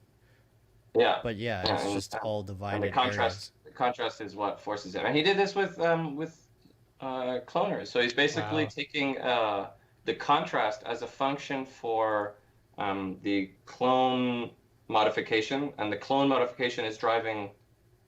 The cloned object is a cloner, and within each one, there's another cloner within that, and another cloner within that, and so like all he does is just drive the clone modification, and each one progressively gets like more, like switches to the more complex clone. Fractal cloners. He's left. It's insane. It's so cool. Yo, dog, I heard you like cloners, so we put a cloner in your cloner. So you can instance. And then he puts that would look really cool with an animate, like the I'm watching this procedural quad tree right now. That would look really cool. Like I'm like, let's do that with like an animation. You know? Yeah, that'd be interesting. Oh man, that would be so cool. Isn't that cool? Yeah. He also does something interesting which I didn't see, which is use a Voronoi object as a fracture object. So it's like the fracture object is basically pointless when you just put something into a Voronoi and remove the source. Right. It separates everything into separate objects, but gives you like this nice ability to visualize like the different objects by the colorization. Okay. Yeah. Tool. So it's like it's a better fracture object without having to deal with a fracture. Like you're not really seeing what's going on with the fracture object, but with the Voronoi you do, which is kind of a cool little use of it. So I like that. So to answer your question, plugins, don't really have anything to rave about right now. Yeah. Now what about headphones? You got a decent pair of headphones there. What are those? Oh yeah, what are they? The 1000 XM at 3. What's the Sony's? Oh, they're Sony's. Okay. Yeah. Like my them? Favorite feature. I just discovered this about my headphones, but my favorite feature is that they have a near field communication. So even if they're off, I can tap my phone to the side and it will turn them on and lock to my connect to my phone. That's cool. That's cool. Like a lot of headphones have this. If you pay for like premium wireless headphones, really, and they have that little near field communication chip in them, you can just tap your phone and they will turn on and then connect, which is super cool because sometimes I have like. Is that what's going on with my Bose? Is that why my Bose have been screwing up like that? Well, you've got it plugged in, Matt. It won't do it if it's plugged in. Oh. Your headphones are off right now, but it probably your headphones. So that's pretty cool. Like you can have your computer on and connect it to your headphones, and then I can just walk away from the computer, tap my phone to my headphones, and they just sync to my phone without having to like disconnect the Bluetooth on the computer and do all that. Which is kind of handy. Yeah, Matt, when you have the plug plugged into the bottom, it cuts off the Bluetooth function. Yeah. And all that. But I wonder, maybe that's why mine is turning on by itself all the time now. Maybe. It sits near my phone on the desk. Yeah, maybe. Oh, definitely. Last one would be the hard one, which is favorite life hack. What? Grant, oh yeah, he's trolling you. He just wants to see you smashing your phone in your I would show you, but I'm recording on my phone. That's funny. Yeah. Okay, life hack. What's your life hack? Life hack. Yeah. The toughie. Do you guys know who Richard Feynman is? The name sounds familiar. I don't think I do. If you do not know who Richard Feynman is, learn who Richard Feynman is and assimilate his likeness into your being, because he is just an amazing human being. He's a physicist. Physicist. He is the man behind the Challenger explosion. He discovered, not responsible for it, but for figuring out what happened. Oh, okay. And he's there's a documentary called The Fantastic Mr. Feynman, and that will give you a brief introduction to who this person is. But the more you learn about him, the more you want to become like him. And he's just like this outgoing physicist scientist from the 1980s who died, I don't know, maybe 15 years ago or something like that. But his approach to life is infectious and really wonderful, and like trying to become more like him has definitely been an aspiration of mine for life. So just amazing. Like, just watch his stuff, read his book. He's got this book called Surely You're Kidding, Mr. Feynman. It's amazing. His relationship with the world and science is like super motivating, super awesome. Yeah, I found some YouTube videos of like VHS archives of him. It's incredible. So there's one interview with him where he's just sitting down in a sofa, and you'll see it in the thumbnail. But he's explaining different like physical processes, like that's it, like fire, and he goes maybe 15 minutes without telling you that he's talking about fire. So he goes through like the whole process of, like oxygen and carbon, they really like to be together. So like if you put them near each other, they will repel until a certain point where they suddenly attract each other way more than they did before. And it's kind of, it's like going up a mountain and then falling into an even deeper hole. And so he's like explaining all of this stuff about like trees and air and like heating the air up, and then the oxygen hits the tree harder and harder, and eventually the oxygen connects with the carbon, and that force jiggles the rest of the tree, and then the whole tree starts vibrating, and he's like, that's a fire. Yeah. And then you're just like, whoa, holy shit. Like, he does this with like several different things with like electricity and whatever. Fire, magnets, like, rubber bands. Wow. Yeah. It's amazing. It's amazing. Such a, like, that for me is a huge life hack. And then the other thing is, I don't know, maybe don't stress too much. I think I said it earlier, but yeah. no one really knows what they're doing, and the people who do have a very narrow focus. So take some solace in that. Take your time. Think.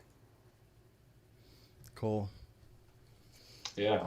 Cool. Well, we appreciate you being on, man. If people want to find you online, where's all the places that you're hanging out virtually?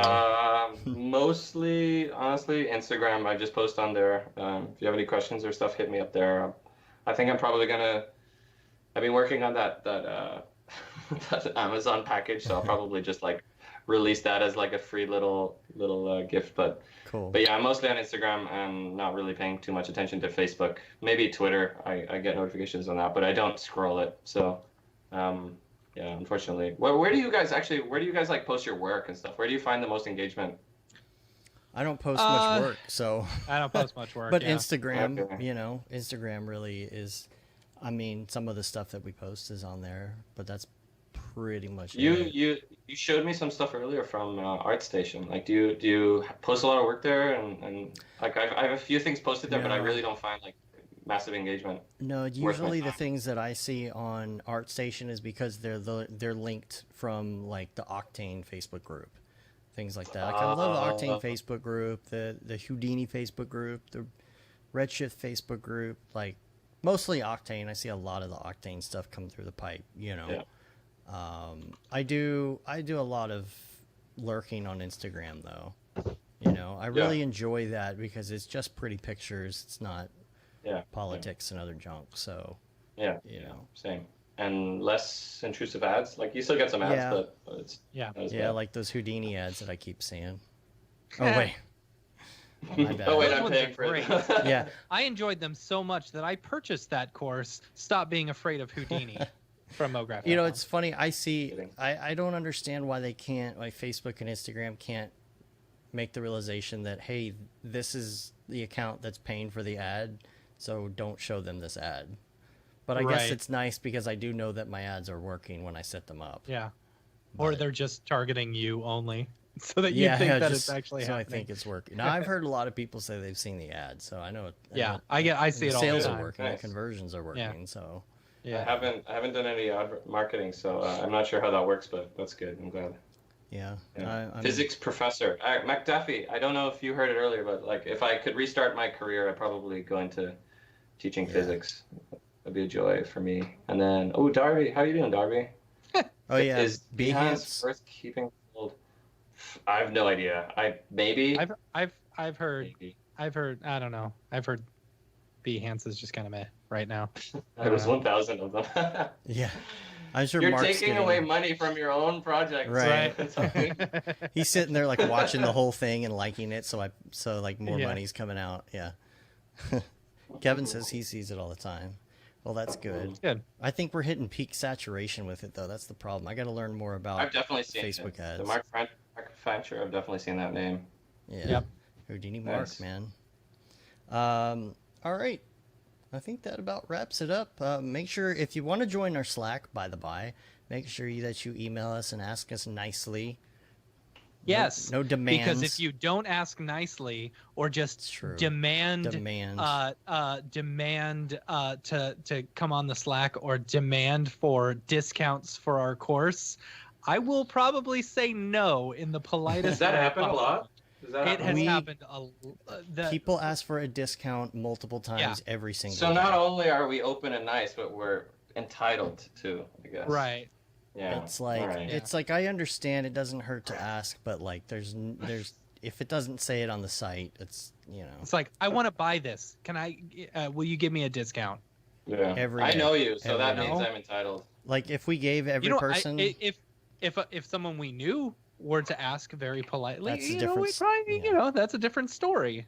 I know of you, so therefore I'm entitled. But it's more about it's really about like we set the prices pretty low already, and a lot of people are like, oh, that's so expensive, but like there's a cost of doing business, and it is pretty low for what it is.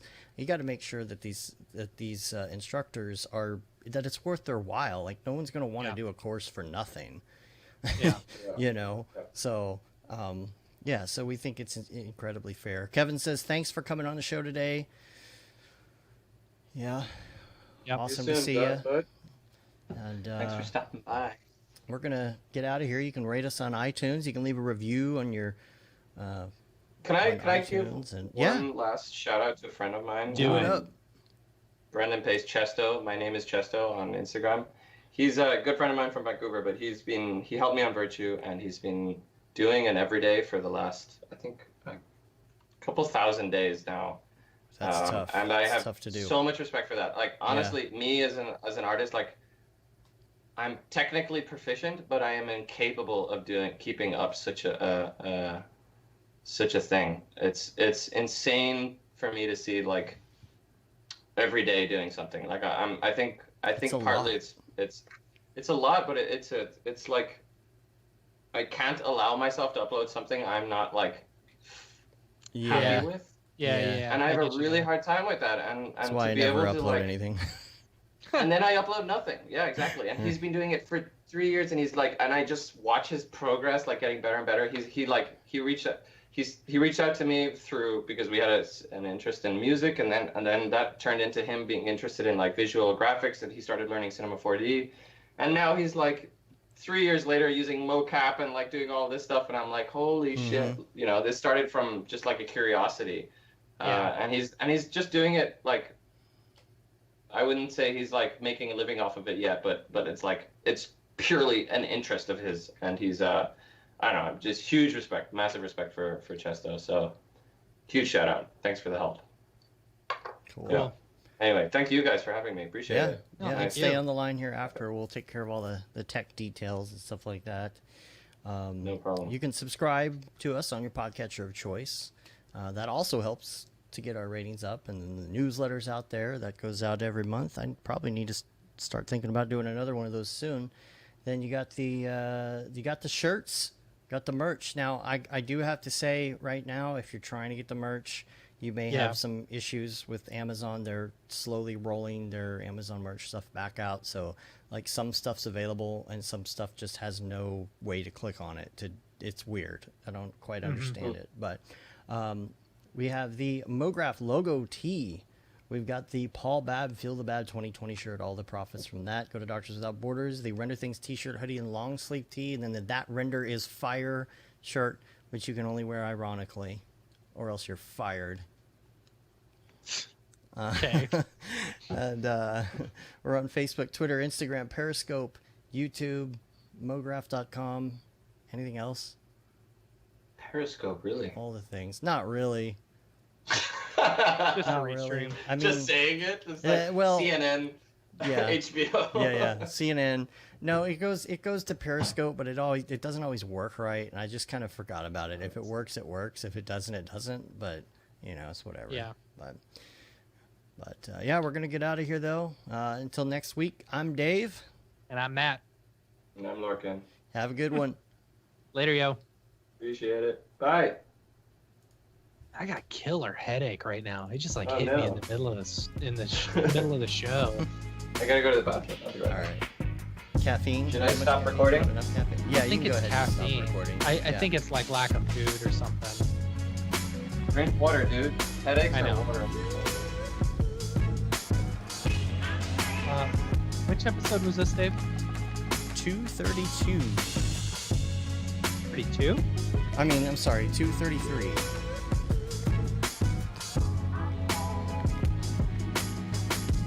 Yes. Forgot. All right, I gotta go watch Baby. Wish you would. And then I'll give you a call back in a little while. Okay. Tell Lorcan I said bye. All right. Later. All right. See ya.